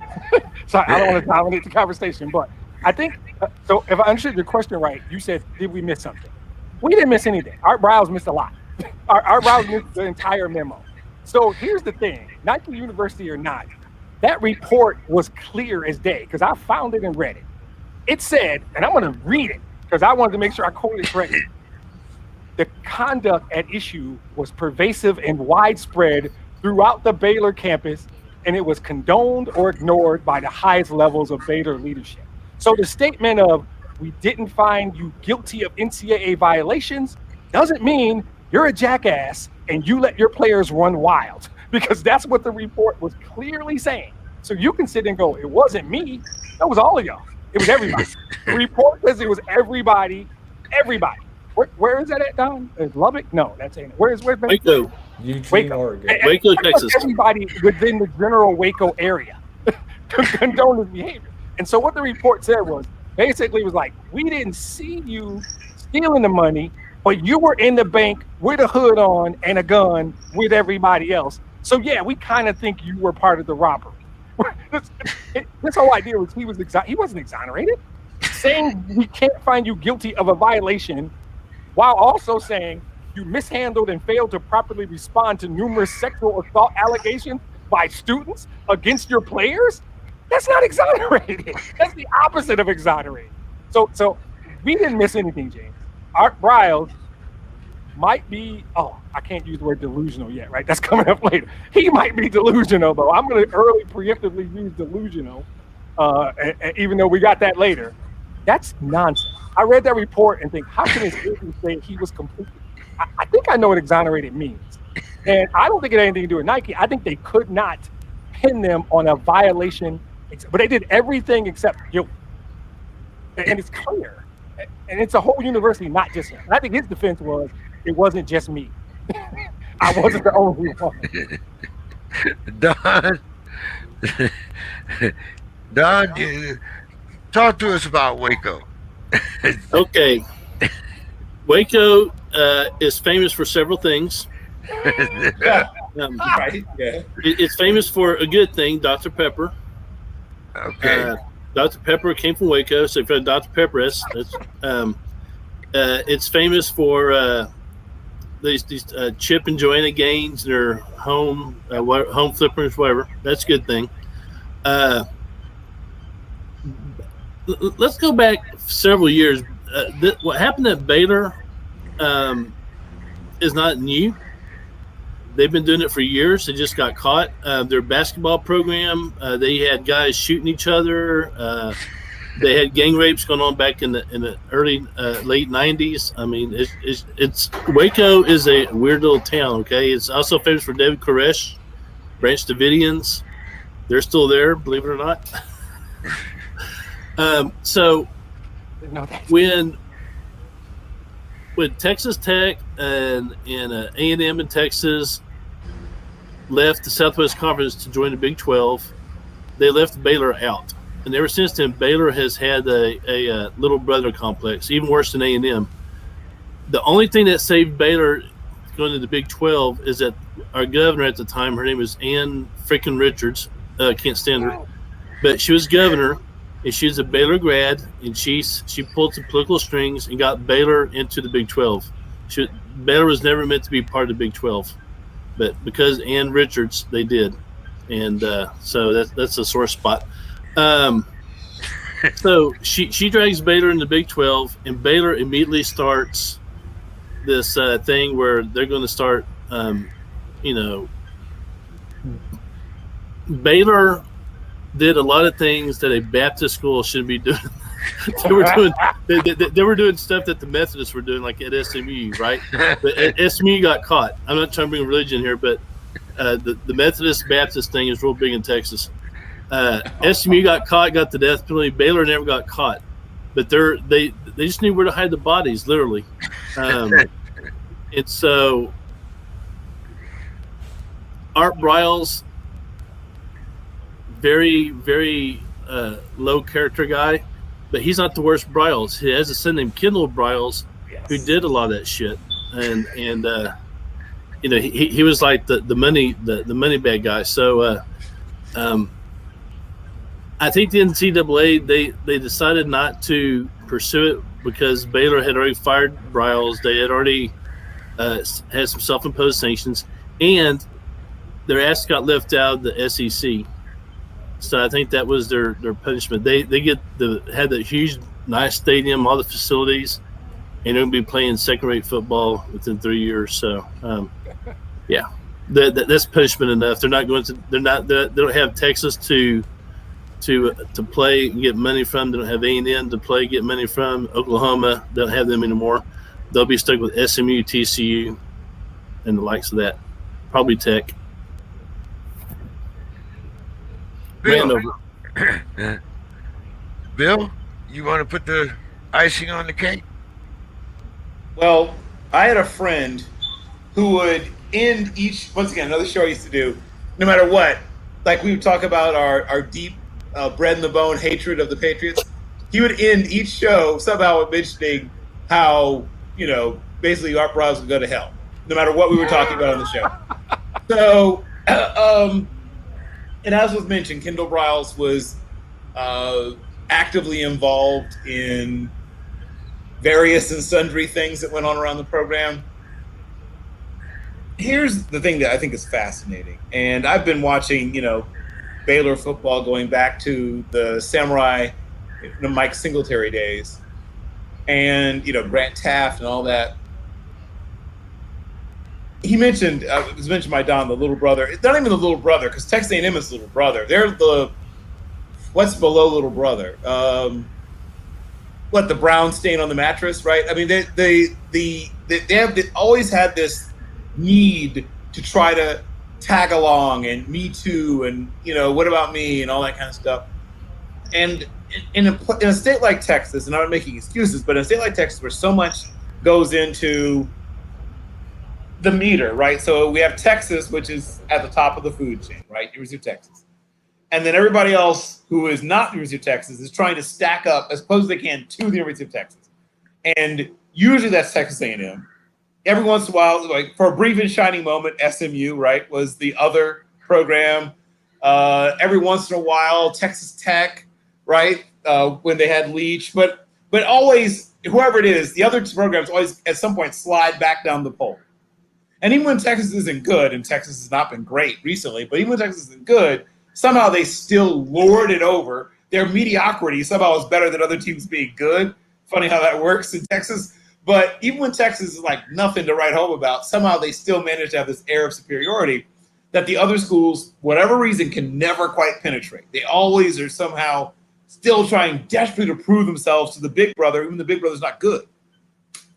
And Baylor had it worse, as mentioned, sort of than others, even more so than – I mean, it's funny, University of Houston, there's been years when they've been, if not the best program in the state, then darn close to it, but no one wants to say that, right? No one wants to admit that there was a brief and shining time when Houston was a better program than Texas.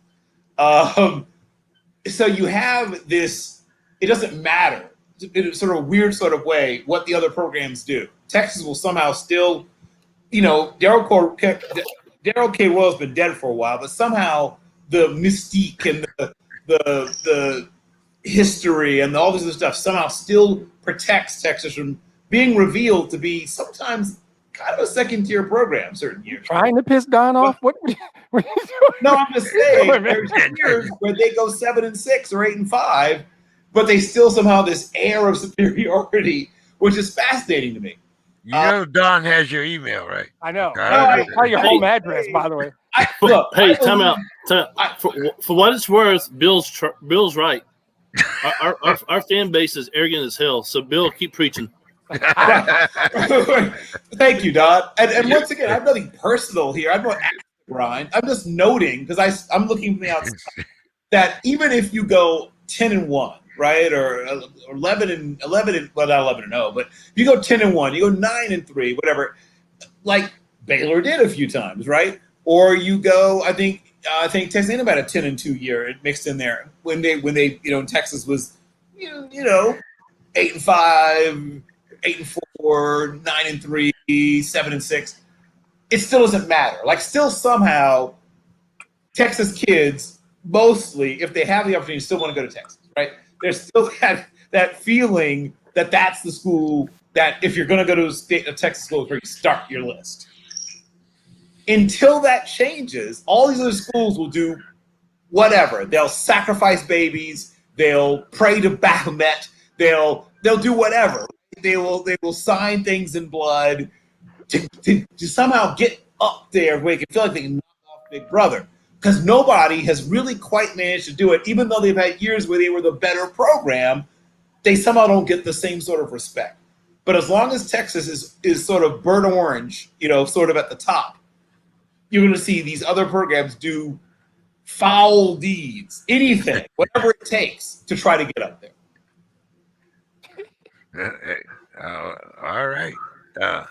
Don, you Holy shit. Oh my God! What are you watching, man? The baseball, that home run. Hey, my! I'm sorry, guys. I'm sorry. Field of Dreams baseball game. Oh yeah. Okay. He just hit the goal. He just hit the go-ahead home run. Stanton hit the go-ahead home run. Giancarlo. I'm sorry, guys.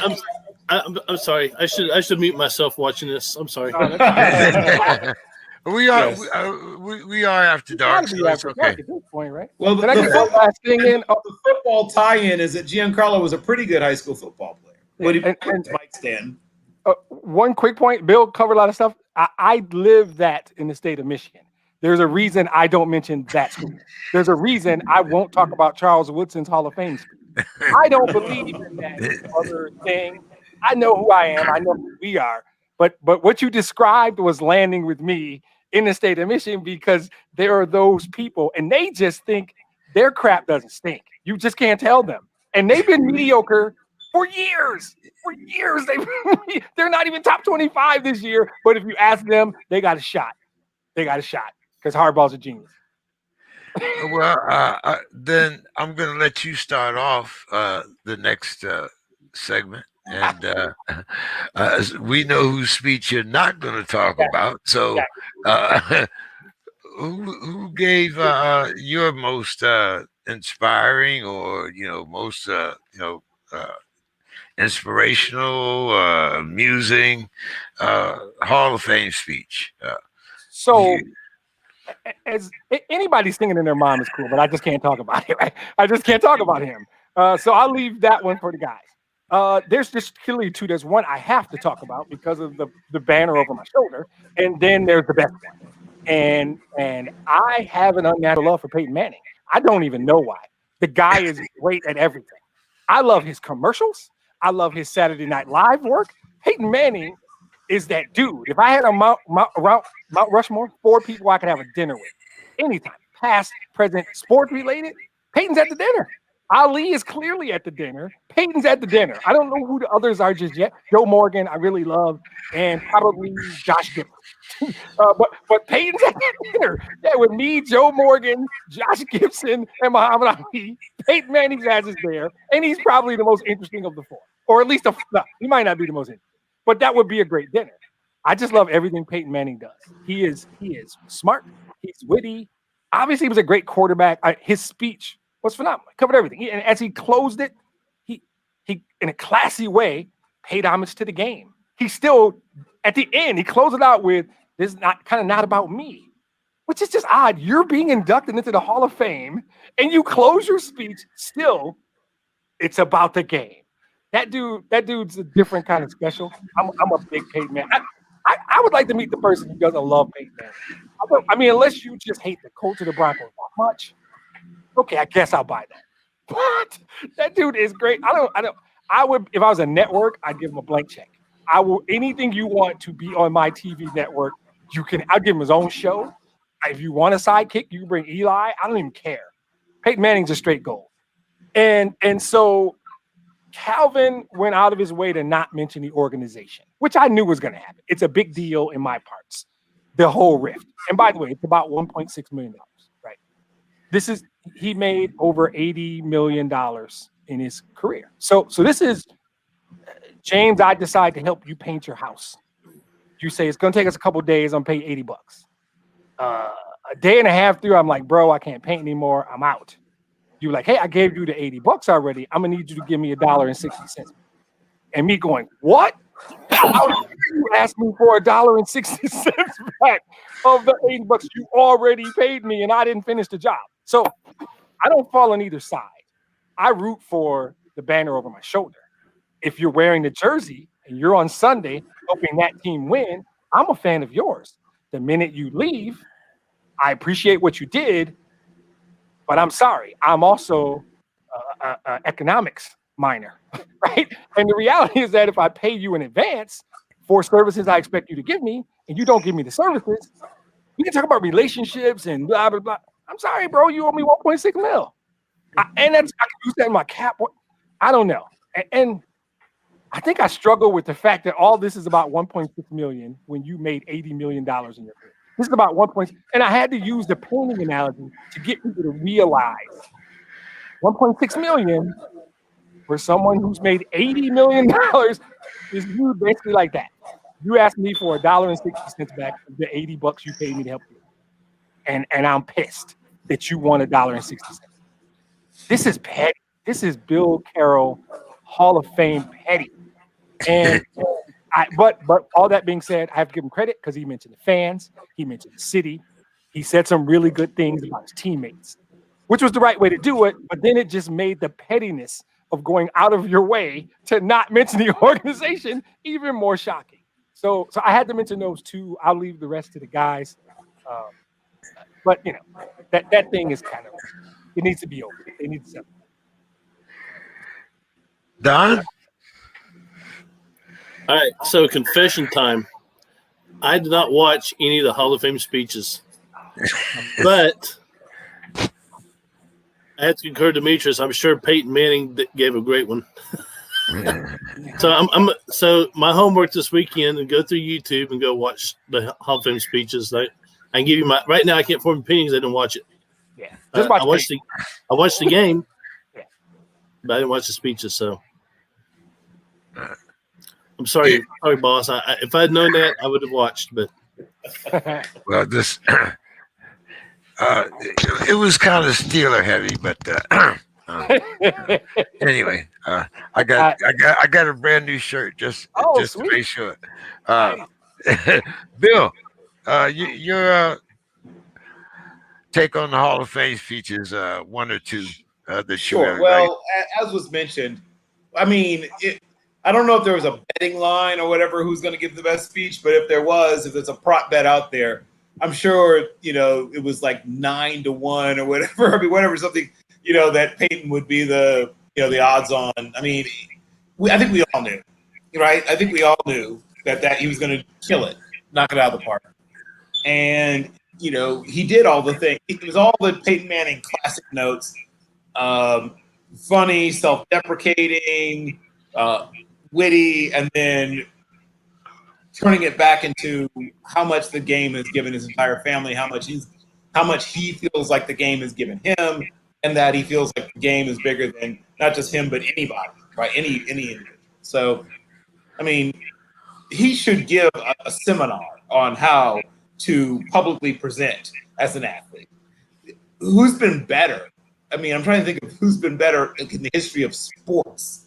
I mean, it's hard to think of.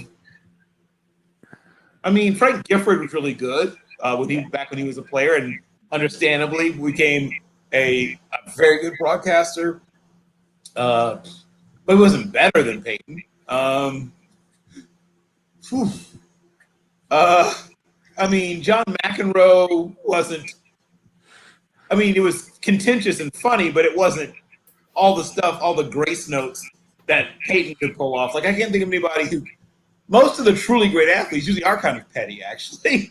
And so when you think about guys like Jordan, so Ali is a different kind of great on the mic, right? His mic skills were elite because, once again, of that natural deftness of being able to put things together and think on his feet and say things.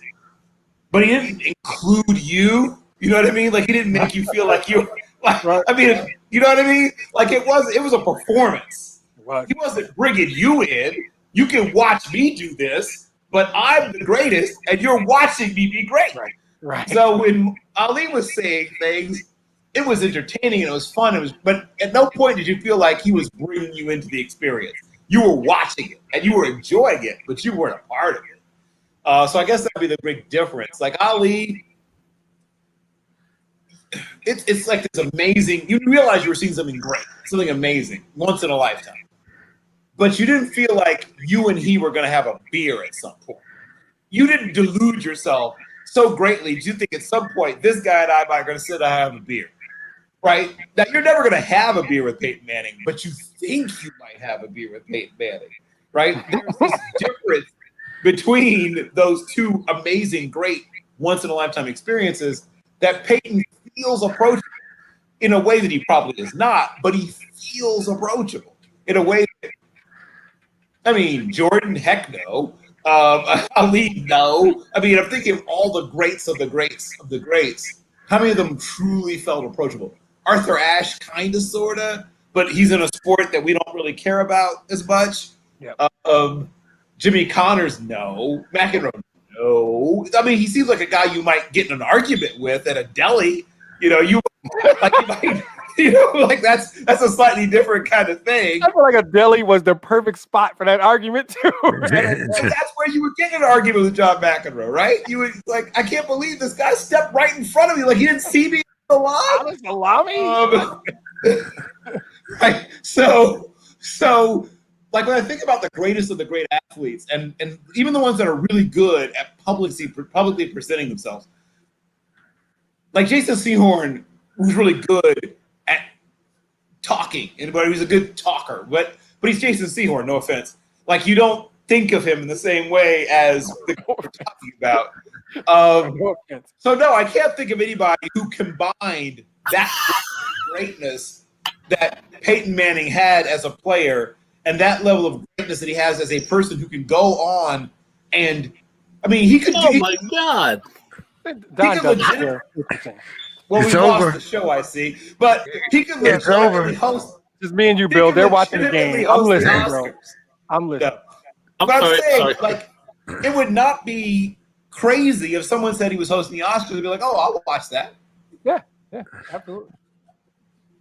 Yeah, Peyton Manning is definitely a different type of individual here. Don, we got to see a couple of them go out into the cornfields, including the game winner. So let's talk about Hard Knocks here, Don. Your boys came on.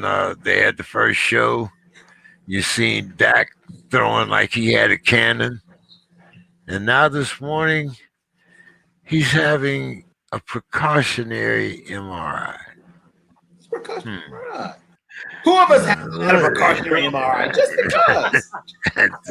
That's an example of I can't really knock that because you're taking care of your investment. I mean, he is getting lots of money, and so training camp might be a little rough. You can never have too many MRIs when you're talking about your face of your franchise. You can never have too many MRIs. I like it. That's the T-shirt. That's the name of the podcast now. Well, I'm just, I mean, hey, it's Dak. I mean, if if it were Aaron Rodgers, Dak, I mean, Brady, if there is any question, hey, take care of that. You never know what you'll find. Well, what was the purpose of throwing showing the cannon on Hard Knocks then? That's called Jerry Jones showmanship. Oh, okay. Demetrius, can we do a double city thing? Like we'll get on TikTok and we'll go get MRIs at the same time. All of us. I think all of us should be in the tube doing podcasts. Just slide us in the tube, and we just do the podcast next week in the tube. And Don can start the show. You can never have too many MRIs. And that's how, I'm wondering, and I don't know. So this is like a question to you guys. But are we worried about this? This is this more than they're telling us? I didn't watch Hard Knocks, but he has not really fully participated in training camp for 2 weeks because of this shoulder thing. Do we think? I like the word precautionary. In general, it's a nice word. It feels like I'm being bamboozled or hoodwinked or led astray, run amok. I feel like there's more to this. I would like to be wrong, but if this is just some simple, because when he first started, he was like, we're just being safe. We're just resting. What is the actual injury? Does anybody know the actual injury? And why are we having all these MRIs? Imaging is for tears, right? In general, tears and strains and serious muscle, ligament, cartilage, something like that. And he hasn't practiced in a while. I think this might be more serious than they're leading us to believe. Partly because of Hard Knocks, partly because of Dallas. But wasn't the surgery secret? Nobody knew about the surgery, right? Until afterwards. Wait, we're not talking the ankle, right? We're talking the shoulder. See, we're talking about the shoulder. Yeah, we're talking about the shoulder thing was new to me. I thought it was all about his ankle. Then all of a sudden, he's resting his shoulder. He's resting his shoulder from what? My guess, with zero knowledge, just a flat. He didn't throw much in the offseason because he was focused on rehabbing his ankle. And he just wasn't throwing. And then they came to camp, and he started throwing, and his body was like, what the hell are we doing right now? And he probably strained something.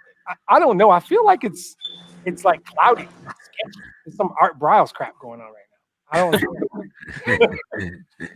Well, Bill, they asked him today, about throwing for 6,000 yards. And, he said, well, if I have to throw for 6,000 yards, that means that we don't have a running game. But yet he came close, So what's your thoughts? Is it the shoulder? Is it, Well, what's your thoughts? I mean, the Elliott's not having a precautionary MRI. I mean, it's not. Well, hold on, Don. Not yet. Let Don Hayes get a hold of him. We'll see. Maybe is there a buddy plan? I mean, can you get them in bulk? 5 10 get 5 free. That's what I'm saying. I mean, how is he talking about throwing for 6,000 yards when he can't even get through a practice? What are we talking about? So here's what I will say. He was not passing for 6,000 yards. Even with the added game, that's not going to happen for two reasons. One, as was mentioned, they do not want him dropping back that many times. They want, whether it's Ezekiel Elliott or Tony Pollard or even someone to be determined, they do want to go back to having a running game, a serious, established, reliable running game. That's something that they really do actually want. Two, I don't think people realize how hard it is to pass for 6,000 yards. Like, a lot has to go right, people. 6,000 is a lot. 5,000 is a lot. 4,000 is a lot. 3,000 is not a lot nowadays. It used to be. That used to be the number, right? 3,000 was like a wow season not that long ago. I mean, well within my lifetime. I can remember a year when a Pro Bowl starter passed for 1,893 yards. That was a 14-game season, but I can remember a Pro Bowl starting quarterback passed for 1,893 yards. That's how much the game has changed. Because if you pass for 1,893 yards, nowadays people ask, how many games did you miss, right? That's the question. So I don't think 6,000 yards is coming. Like, can he finish the season healthy? That's also a big question mark. The once proud offensive line that they had in Dallas is now, I won't say it's in shambles. That's too strong a word, but it's not a wall so much anymore as it's a partition. And so they're going to need to do, part of why they're going to have to run the football more is at least in part just to preserve Dak's health. So yes, 6,000 is not coming. While we're talking about offensive lines, the Giants' offensive line is so thin that they have assistant coaches taking reps in practice. Mm-hmm. So if they're that thin now, Bill, how are they going to keep Daniel Jones upright? They will not. They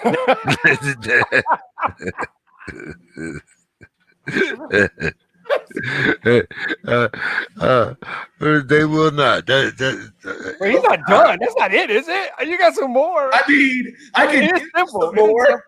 I could give you some more, but no. I mean, I was answering the question that was asked. Well, okay. Well, Don, what do you think? Can they keep him upright or not? Well, I just saw this on the wire earlier about they had 2 guys retire in training camp. They have injuries, and so I mean, it's going to be a long freaking season if you're a Giants fan. Yes. I mean, they weren't exactly spectacular before, and it just seemed like it's the gift that keeps on giving. I mean, at least you can say, well, at least Dallas will have at least 2 guaranteed wins this year. So for those who are wondering, this is their offensive line depth chart. Andrew Thomas, promising rookie, had some rough times last year, but should be better this year. Shane Lemieux, playing left guard. Nick Gates at center. Will Hernandez, once again, a promising young player where I think the arrow is pointing up. And right now, probably their best offensive lineman is Matt Park, right? Then they've still got Nate Solder on the roster because they paid him a lot of money, but he was bad. And they hope never to have to play him again, but they have to keep him on the roster because they're paying him a lot of money. Kenny Wiggins is backing up at both guard spots. Jonathan Anderson is going to be backing up at center and another guard spot. Chad Slade is backing up at all the guard positions as well. And then Nate Solder is once again backing up the other tackle position. They've got Jake Burton, who's probably going to get cut, but if he doesn't get cut, he might be backing up guard positions as well. Jackson Barton, probably also a guy who might get cut, but they snapped him up off of the Chiefs practice squad. Kyle Murphy, I think, might make the team. He can play, once again, guard and center. And then Brett Hedgie, who, if he doesn't get cut, it lets you know that things have gone desperately wrong. That's their offensive line depth chart. There is not a single player on that list who's probably going to go to a Pro Bowl, except maybe Matt Park.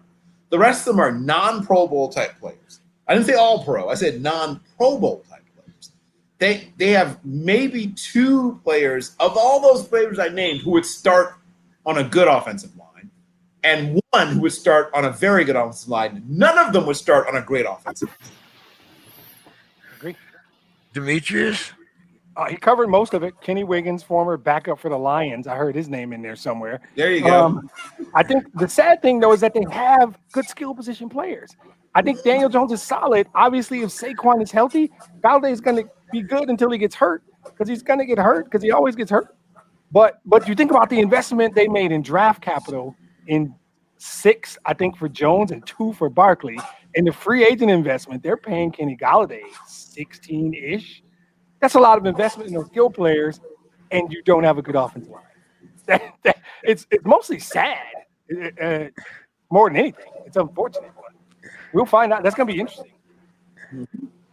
I would like to remind people, speaking of investing draft capital, I think every single one of the members of the defensive line group for Washington football team are all former top 20-something picks. Nobody after the top 23 or 24th pick. And they're all good.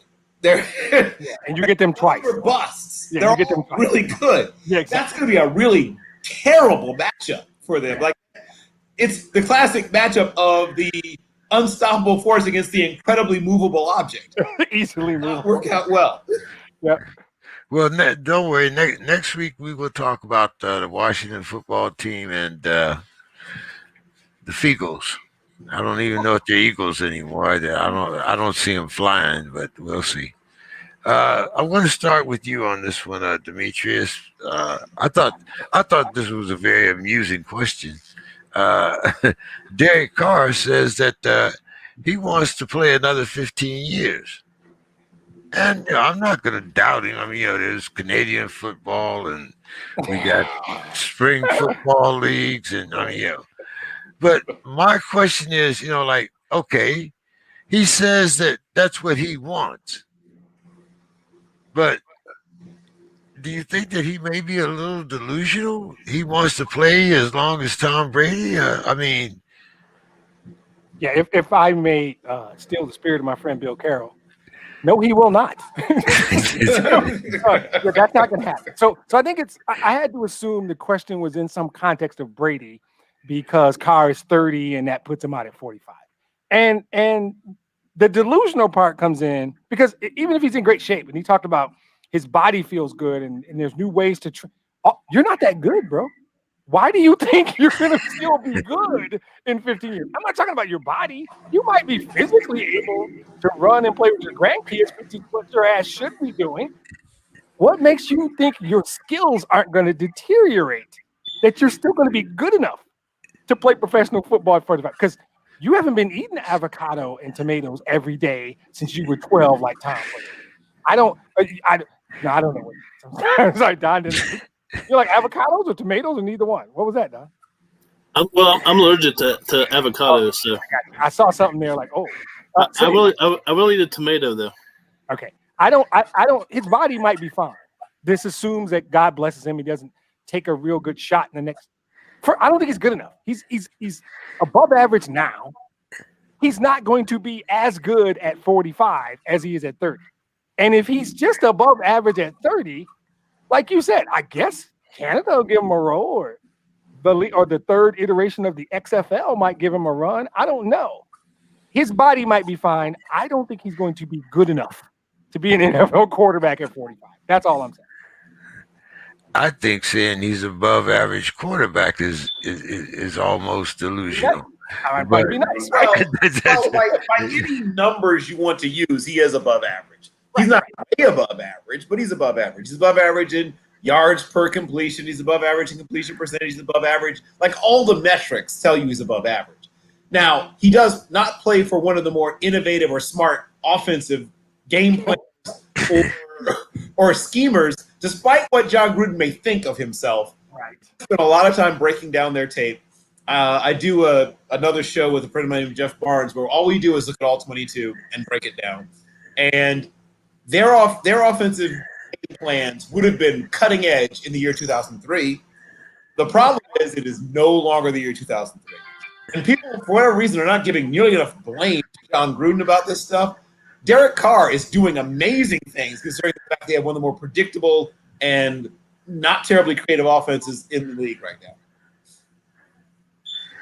Don, David Carr's ability, do you think his ability David Carr's is been going to... retired for about 70 years now. Let's move on to he does Derek. that every time we do a Derek Carr segment. He calls him David. I always call him David. I always, And his brother was his brother wasn't that good. Go ahead, Don. No, he His wasn't. brother would have been good if he just could stop people from trying to kill him on every play. Right. Didn't play for an expansion team. He might have been okay. I think Carr is someone said above average quarterback, but he might have a future later on as offensive lineman for the New York Giants. I mean, you can plug him in at guard or something, or a deep snapper. But backup guard. Yeah. no, but I'm a big Carr fan. It's been said that he doesn't play in like the most innovative offense, and I concur. He's solid. Like I was saying about DeMar DeRozan earlier, he's typo negative. Any club he goes to becomes better, but he's probably not that level to take him to the next to the Super Bowl or anything like that. So, if he can last 15 more years, more power to him.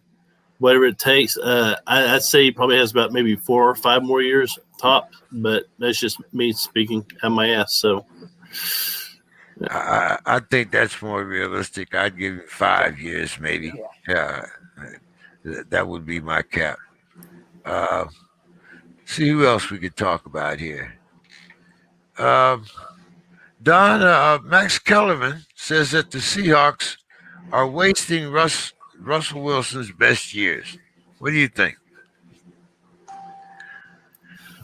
I can't see how you make a case for that. I mean, the Seahawks are still solid. It's just the competition has upped up quite a bit in the NFL, and I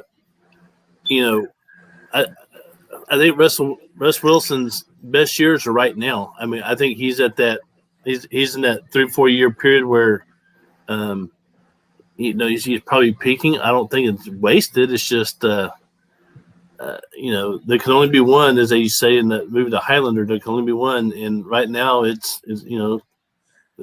Tampa Bay, and so so many teams that have great quarterbacks. You got Mahomes, you got Brady, you got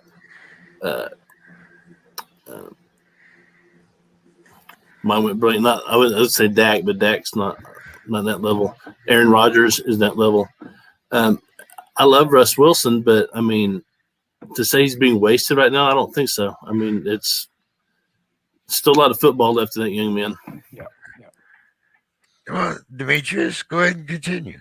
Yeah, I think sometimes guys get caught up in hot takes, right? They want to, and the word waste is just the wrong word here. I mean, to Don's point, they won a Super Bowl. They were one bad play call away from winning a second Super Bowl. They've been competitive for the bulk of his career. They have a shot in the division this year. Now, at the risk of sounding self-deprecating, a waste of good years happened to my favorite quarterback with my team, right? But he still may have some time with the Rams. But there was a 4-year stretch where Matthew Stafford, and nobody else in the world probably knows it, was as good as any quarterback in the league when he played for the Lions. So nobody knew it. That is a case you can make. The word waste is strong. And the reality is just that the economics of football caught up to the Seattle Seahawks. And they had really good players on the defense side of the ball, and guys leave because they can get more money. But they've been competitive his whole career. Like I said, he's won one, had a shot at another one. Waste is just a bad word to use there. They're in the middle of retooling. I think to Don's point, they're still competitive now, and they probably will be for the next few years. So I don't get that take at all. I just disagree with it. I'm not saying it's crazy. I just disagree. The word waste is the biggest problem. They have not wasted Russ's years. they have capitalized with a ring and merchandise and a whole bunch of other stuff in Russell Wilson's years in Seattle. So I just don't agree with mostly the word waste. Interesting word there, Bill, used by Demetrius, retooling. Your thoughts? The word retooling? The word. But when it comes to Russell Wilson and what the Seahawks are doing now and what they've been, The defense had to be retooled. They lost guys on defense. Yes. I think they lost some offensive linemen too, didn't they? Yeah. Go ahead, Bill. Yeah. So, yeah. It was just interesting that he used the term retooling instead of rebuilding. Well, because it's not quite a full-on rebuild. No. Right. Right. I mean, even the New England Patriots are not as much as I'd love to see them in a full-on rebuild, are not in a full-on rebuild. The Cincinnati Bengals have been in a continuous full-on rebuild for the past 11 or so years. That's different, right? Where a team looks up basically from the bottom of the bottom up at every other team and says, we've got some work to do. We need this, we need that, we need this, we need that, we need this, we need that. Oh, we're probably going to have to fire another 2 coaches before we're good. That's not what we're talking about, right? This is not that. The situation that the Seahawks are having, they're in the process of turning over, I guess would be able to, I can think of to put it. They're, they've turned over their roster some on defense. They still have a couple, and by a couple I mean like literally 2 holdovers from that great defense that they had previously, and that would be the 2 linebackers. They still have Bobby Wagner on the roster, and I think they still have so I guess really it's Bobby Wagner is really the great holdover. But now you look at that. So that defense, right, that used to have Michael, what's his name? The Black Unicorn's brother from Texas A&M. Michael, oh my gosh. I could picture him in my mind. No, I got it. The Patriots for a second and sort of bounced around, finally retired. And his brother was a really interesting tight end / illustrator / sort of odd guy. Oh my gosh. Well, each of those guys that they had at each level of their defense, right? They had Michael, can't remember his last name, running sort of the defensive line. Then they had KJ Wright and Bobby Wagner running things for the linebackers. And they have, Bam Bam Cam was sort of almost like an honorary linebacker, but also obviously was really a safety. You had Sherman holding it down amongst the corners, and then you, of course, had the great eraser and Earl Thomas. Well, every single one of those people I named, with the exception of one, is gone. And so now it's Kerry Hyder, Poona Ford, Al Woods, Darnell Taylor, Jordan Brooks, who is a very impressive young player in his second year now. They still have Bobby Wagner. Ben Burke-Irvin is the other linebacker. Then they have Akello Witherspoon, Jamal Adams, right, who they obviously added by way of the Jets, Marquise Blair, who I really liked coming out of college, and Trey Flowers, who was a safety at Oklahoma State, but because they love big corners, plays corner for Seattle. And then they've got L.J. Collier, Raheem Green, Miles Adams, Alton Robinson, Lakeem Williams, Cody Barton, Radigan, Trey Brown, Neil Ryan, Quandre Diggs, and Pierre Desir as sort of the second unit or whatever, backups. Their big issues to me right now are pass rush. Every single one of the guys I named there, I don't think has ever had more than 6 sacks in their career, with the exception, I guess, maybe of Jamal Adams. I think Jamal Adams is the leading sack. In fact, he was. He led them in sacks last year, right? Yep. Their strong safety led the team in sacks. That's not ideal, kids. For those who are wondering, that's not what you want when you put together a football team, is to have your sack master be your safety, be your strong safety. That's not really how most football teams are built to design. So unless and until they find some pass rush, somewhere, right? Some pass rush from somewhere, they're going to struggle to be a even average, let alone above average defense. That's the real issue, actually, right? The offense is going to be just fine. Russell's going to be great. They have an interesting tandem of wide receivers. They have a bunch of running backs who will drive fantasy owners crazy because it'll be a different guy getting most of the carries every couple of weeks. Yeah. So you won't know who to start if you've drafted one of their players at running back. But the offense is going to get you 30-ish points per game. That's a really good offense. The issue is the defense. They might also give up 30-ish points per game. And for a guy, obviously, in Pete Carroll, who's hung his hat, built his rep and everything on defense, this is going to be a tough year unless they can find a pass rush. And I'm not seeing it yet. You know what I mean? Like, I looked all through their roster trying to find people who are really good pass rushers, and nobody's, like I said, this could be probably an NFL record where a team is led 2 years in a row by a defensive back and sacks. Like, that's not what you want. Like, that's not – no. Well, let's talk about defense, and I'm going to give you the top 5 off the ball linebackers according to Mr. Willie McGinnis. And number 1, Bill, I'm staying with you here. Number 1, Bobby Wagner. Number 2, Devin White. Number 3, Darius Leonard. Number 4, Fred Warner. Number 5, Demario Davis. What do you think about that top 5 list? Would you omit? I don't hate it. I would probably move Darius Leonard up one spot. I think he's the second best, if not. I really like Darius Leonard a lot. Like, I'm fighting with this a little bit, but yeah, I don't think Leonard's. He's not lower than 2 in my world. Okay. I would have probably the same 5 guys, maybe slightly different order, but I'd probably agree on the same 5 guys. Those are 5 terrific linebackers. Fred Warner is great, but I think Darius Leonard is slightly better. Devin White is going to be in it. Well, he's already great. But he's going to. The only person I would say is maybe a possible miss is the other Tampa Bay linebacker, Levante David. It's fan-freaking-tastic. Yeah. I might have him in there over Devin White, but it's close. They're both great.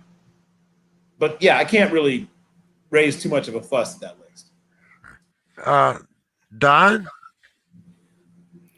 Well, I can't really argue that either. I would have Darius Leonard number 1, to be honest. Okay, there we go. I would think too. yours on the I right don't know why I was track. messing around. Totally Yes, Darius agree. Leonard number 1, yes. I mean, but the rest of them, I mean, it's, you could play with all the numbers, but I would go probably Darius Leonard number 1, White 2. I mean, I'm just Wagner 3. But yeah, I'm a big Darius Leonard fan. Demetrius? Yeah, so I'm kind of piggybacking on both guys. Darius Leonard is without question 1. I would reshuffle the list, but I'm taking out Demario Davis because Levante David should be there. Again, agreeing with Bill. So I'm going Darius Leonard 1, Fred Warner 2. I actually like Levante David better than Wagner and White, but that would be my list. Michael Bennett. Thank you. Sorry. Thank you. Thank you, Michael Bennett. Yes. I think Fred Michael Warner. Bennett was number 6 or 7. No, we were talking. I was trying to remember that the Seattle guy player that from a used few to years ago. be sort of like their chess piece on their defensive line. He would line up at nose. He would line up at 3 technique. He would line up at defensive end, and he was a monster. His brother Martellus was good. Right, and his brother, was a terrific. It just popped into my head. It was like, who was the guy Bill was thinking of? Yeah. So it was killing me. Thank you. Leonard, Warner, Levante David is 3 for me. Wagner and White make up 4 and 5. No disrespect to Demario Davis because he's good. No. I just think Levante David is freakishly underrated. Yes. Demetrius' list is perfect. I love it. Demetrius, so you got accolades from Bill here. I guess That's the whole point of the show. Don't read that. That's the reason I show up. Who's your possible worst to first? If you think there's one this year, Demetrius. As much as I want to do it, I can't. Right? Right? Everything in me. My podcast is now called the Cornbread and Kool-Aid Podcast for a reason. But I'm not. There ain't that much cornbread and Kool-Aid in the world. It is not the Lions. I think it's one obvious choice in San Francisco. Just think about it. Do you like Philly's quarterback situation? The Jets? No thanks. Jacksonville? Nope. Atlanta? I guess you should think about. You could think about. Truthfully, San Francisco's a choice, right? Because for this kind of question, the ideal situation is a team that was in last because of injury.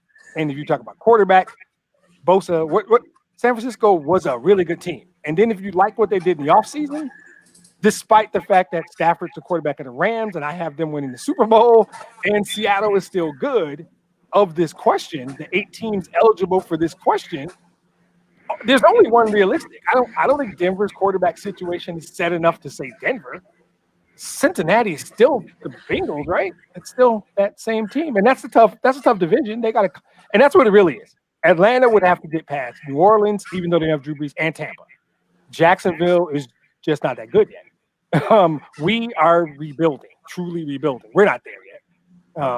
Cincinnati, same thing, Jet to the Jets, and the Eagles quarterback situation. So the only real choice to me here is San Francisco. Don? Worst to first, well, my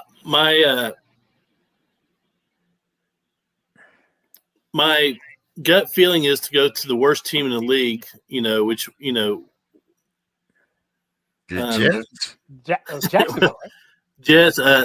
I think the Houston Texans are going to be terrible. But you know what? I'll just stick to Houston. I think if the Texans win 7 games, will be a success. But they weren't worse last year. Jacksonville was in the same division. Jacksonville was the worst in that division. Yeah, it's the last team in the division last year. Who's got the best shot to win the division this year?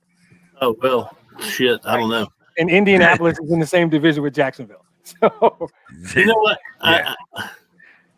Maybe Indianapolis would be good because I've heard that Sam Ellinger is taking first team reps right now, quarterback. And always comes back to Texas.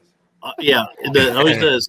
Hey, but Carson Wentz is out, and so it just has to be like Easton. So yeah, let's go to Indianapolis. What the hell, Bill?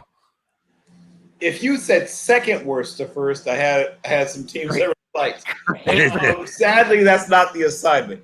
I think the Colts have a decent chance. The 49ers have been mentioned. If I were allowed to cheat slightly, I could throw in the Chargers, who I think could go from second worst, tying for first. But yeah, I mean, Philadelphia is not completely out of the question because they're in a division where I don't truly trust anyone. Right. They always have at least an outside chance. Everyone else could slip on a banana peel chance or whatever you want to call it. Washington is one injury to Fitzpatrick away from being terrible again, at least on offense, terrible on offense. I don't really trust Dallas for a myriad of reasons. They could be great, but I don't think they will be. They weren't the worst last year. Yeah. No. I know Philadelphia was. He's just going through the. But I'm now mentioning why Philadelphia has an opportunity to make the move because we already talked about the Giants, right? They have an absolute sieve of an offensive line. Washington is literally one injury away at quarterback from having a completely dysfunctional offense. I don't love anybody in that division, obviously. That's a decent case for Philadelphia, actually. Philadelphia has a decent case because if they get slightly above average quarterback play out of Jalen Hurts, and once again, he's for the first time in his life, he's going to, well, not in his life, but the first time as a professional, he's going to get all the attention from the coaches. He's the unquestioned starter. He's going to get all the chances, all that. They're going to ask him what plays he likes. They're going to shape the game plan around his strengths, all that good stuff. If they can get, of course, obviously it's a big if, but if they can stay healthier, that's something people forget. They got ravaged by injuries, ravaged at every level. There was no part of their team, but they didn't have multiple injuries. They had injuries. They had two important starters on the offensive line out. I know everybody, and there were guys I was having to like remind myself of where I knew them from in their secondary last year. They were signing other people's cast-offs and playing them. Not just they weren't reserves; they were signing them and they were starting. And they were starting right. Secondary last year, their linebackers were shot. They had injuries all over the place, and obviously, with the whole Sturm and Drung and drama, well, there'll be no drama at least at the quarterback position this year. Can't speak to the year after this, but this year at least, no drama. They have as good a shot as anyone else we've mentioned of making worst to first, just because everybody else in that division is not exactly solid. Okay, yeah, that is a good point to make about that division. So I guess I kind of concur, but I'm going to go with the same as Demetrius, and I would say the 49ers, but I wouldn't bet the house on it. Bill, why don't you start tonight? Give us your final thoughts Sure. about everything that's going on. Sure. Well, Olympics that recently ended were largely about things they maybe shouldn't so much have been about. People, rooting through their various and sundry feelings about Black women and expressing them in all kinds of ways. So, Raven Saunders having to fight off the Olympic Committee and then losing her mom. We had the Sha'Carri Richardson thing even before the Olympics started, and then people deciding to vent about Simone Biles doing what she had to do for her own well-being and still rallying back to win a bronze in an event. But I'm going to pick or focus on a woman in an event that gets a little less attention. The first, not just Black American woman, but the first Black woman, period, to win gold in wrestling. Tamara Mensah-Stock is the second woman to win gold for the U.S. And like I said, clearly the first Black woman. And it took years of training, years of preparation. And here's the tie-in for Don. For this Texas native, she had almost quit the sport several times. She had had a bunch of very difficult challenges in her life and just kept going and just kept pushing. And she's in a sport where there's usually not a lot of endorsements. We don't put women wrestlers on Wheaties boxes. People aren't asking her to eat fresh at Subway. So she's not going to Disneyland. No, she doesn't get to go. She may get to go, but she's going to have to pay.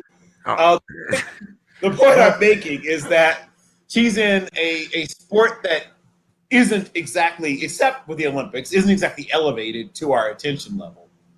And she went through so much. And she's now as well known or as famous for, how emotional she was and how, the tears of relief and the tears of joy and the tears of disbelief that she'd reached this pinnacle. And what people forget, and because obviously we only pay attention to certain sports when they're in the Olympics, is we forget that these people spend 10 hours in some cases, working on their craft 5, 6, sometimes more than 6 days a week, where we never see it, right? Most of us aren't watching women's, freestyle or Greco-Roman wrestling ever if it's not the Olympics. We can't name almost any of these women. I am the big wrestling person here, and I can only name probably 6 or 7, maybe 8 women wrestlers, and really give you a breakdown of what they've been through and who's good and what they're good at, and what their best thing is. And that there's this one woman from Paraguay who is now really on my radar. I keep watching her from this point forward. But what Tamara Mensah-Stock has done and hopefully will continue to inspire young ladies, women, girls, not just for what she did as an athlete, but her perseverance and her vulnerability and her joy.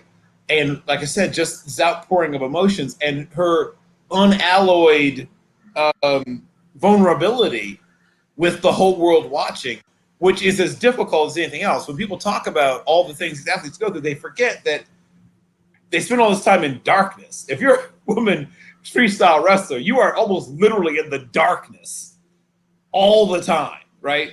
Friends and family come to see you at your events, right? If you're lucky.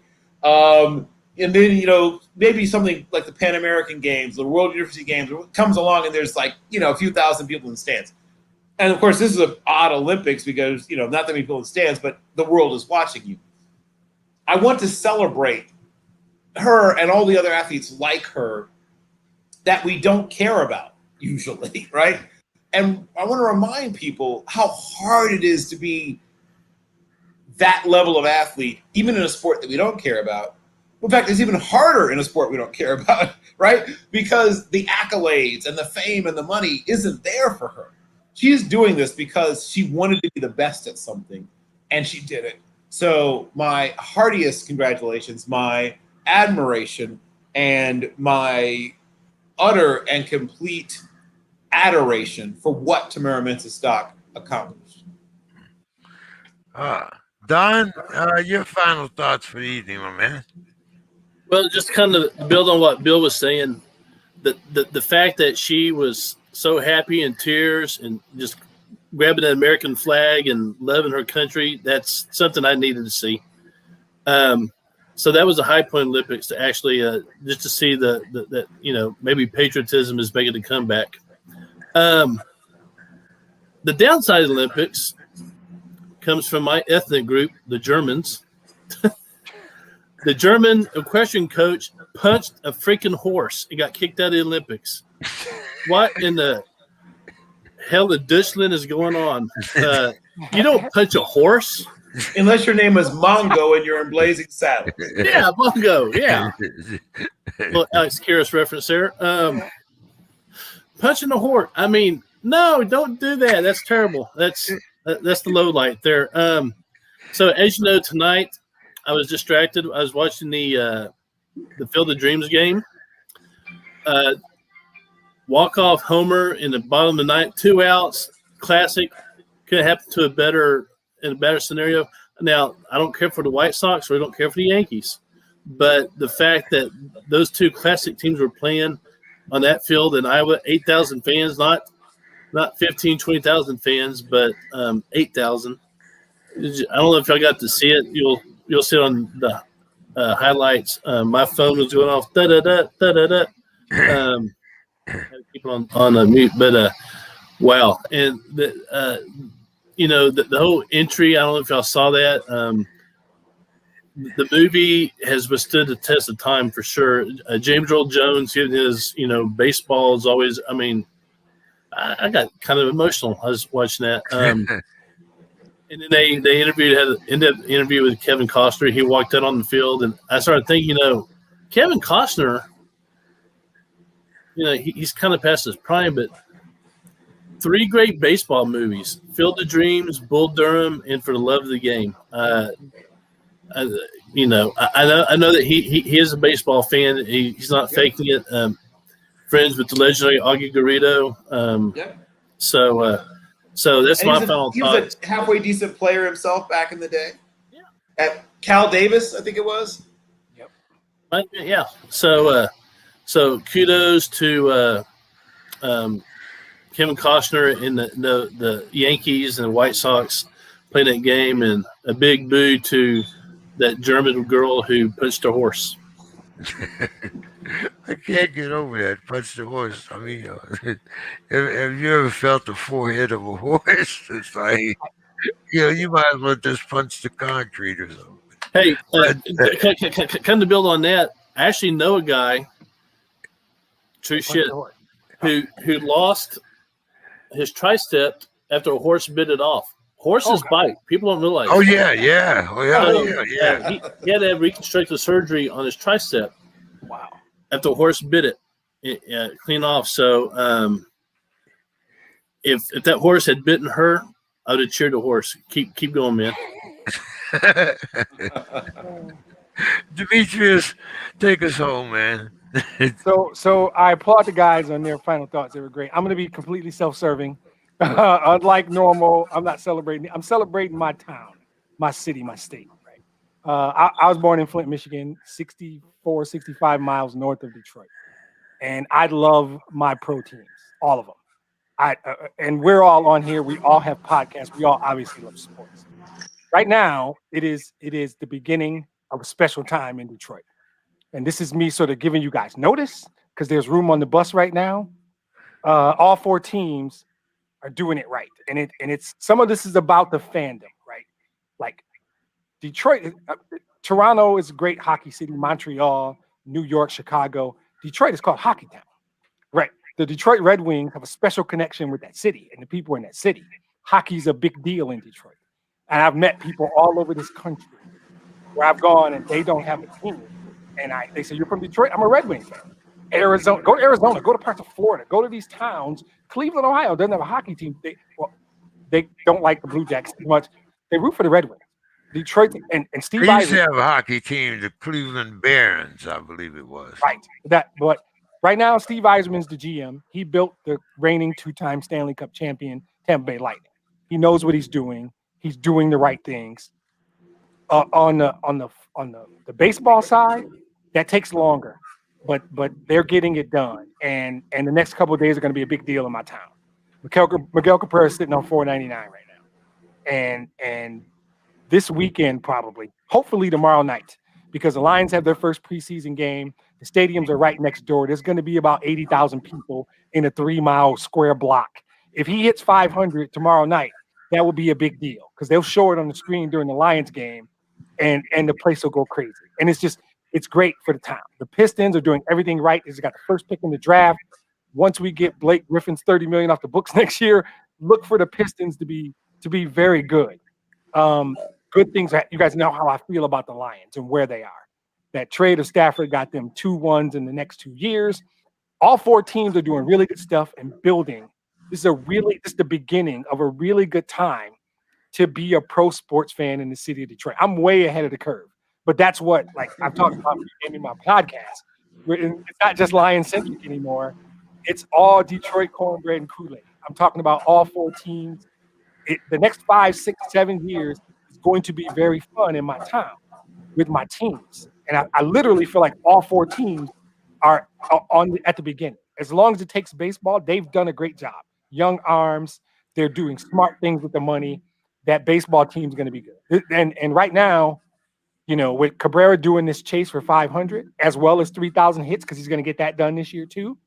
Baseball, at the end of the day, that city's a Lions team. When they win, and I'm not going to say if, when they win a Super Bowl, it's going to be it'll be comparable to Boston or 2016 in Chicago with the Cubs. When that team wins a Super Bowl, it's going to be unlike anything you've ever seen in that city. It's going to be great. But baseball has a way of doing something different. Because Bill made a grandfather joke or something earlier. It's got so much nostalgia to it. And the best analogy I have is Google 84 Tigers. That's the best comparison. They started off 35-5, and everybody in Detroit knew it was a wrap. And we just got on the bus and rode that 8-4 team all the way to the World Series championship. It makes your whole summer. It's magic. When your baseball team is good, particularly when they're not the Yankees or the Angels and they can just spend money, when they do it in a certain way, which all four Detroit teams have to do that because it's not a destination town, right? When all four teams are really good, it's going to be magic in my city. And I see it. I see the train coming. I'm looking forward to it. I'm excited about it. And I'm going to just be talking about it constantly on the podcast. So I'm ready to start hyping my town, all four teams. I'm ready to start hyping my town. And as much as I can, I'm just going to talk about this is a time to get on the Detroit bus because it's about to get fun.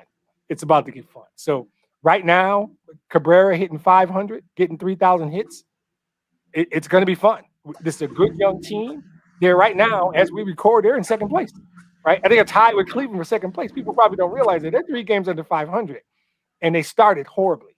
They're doing some really good things with all four of these franchises, and I can't even tell you how hype I am. Right? Obviously, the Lions are number one, but all four teams are doing great stuff. Don thought he was going to give. I'm still talking about Detroit. Yep. I don't know. No, My internet blanked out. Sorry. So I'll get back next week to recognizing the contributions of great people. Tonight, I wanted to hype my town, my 4 teams.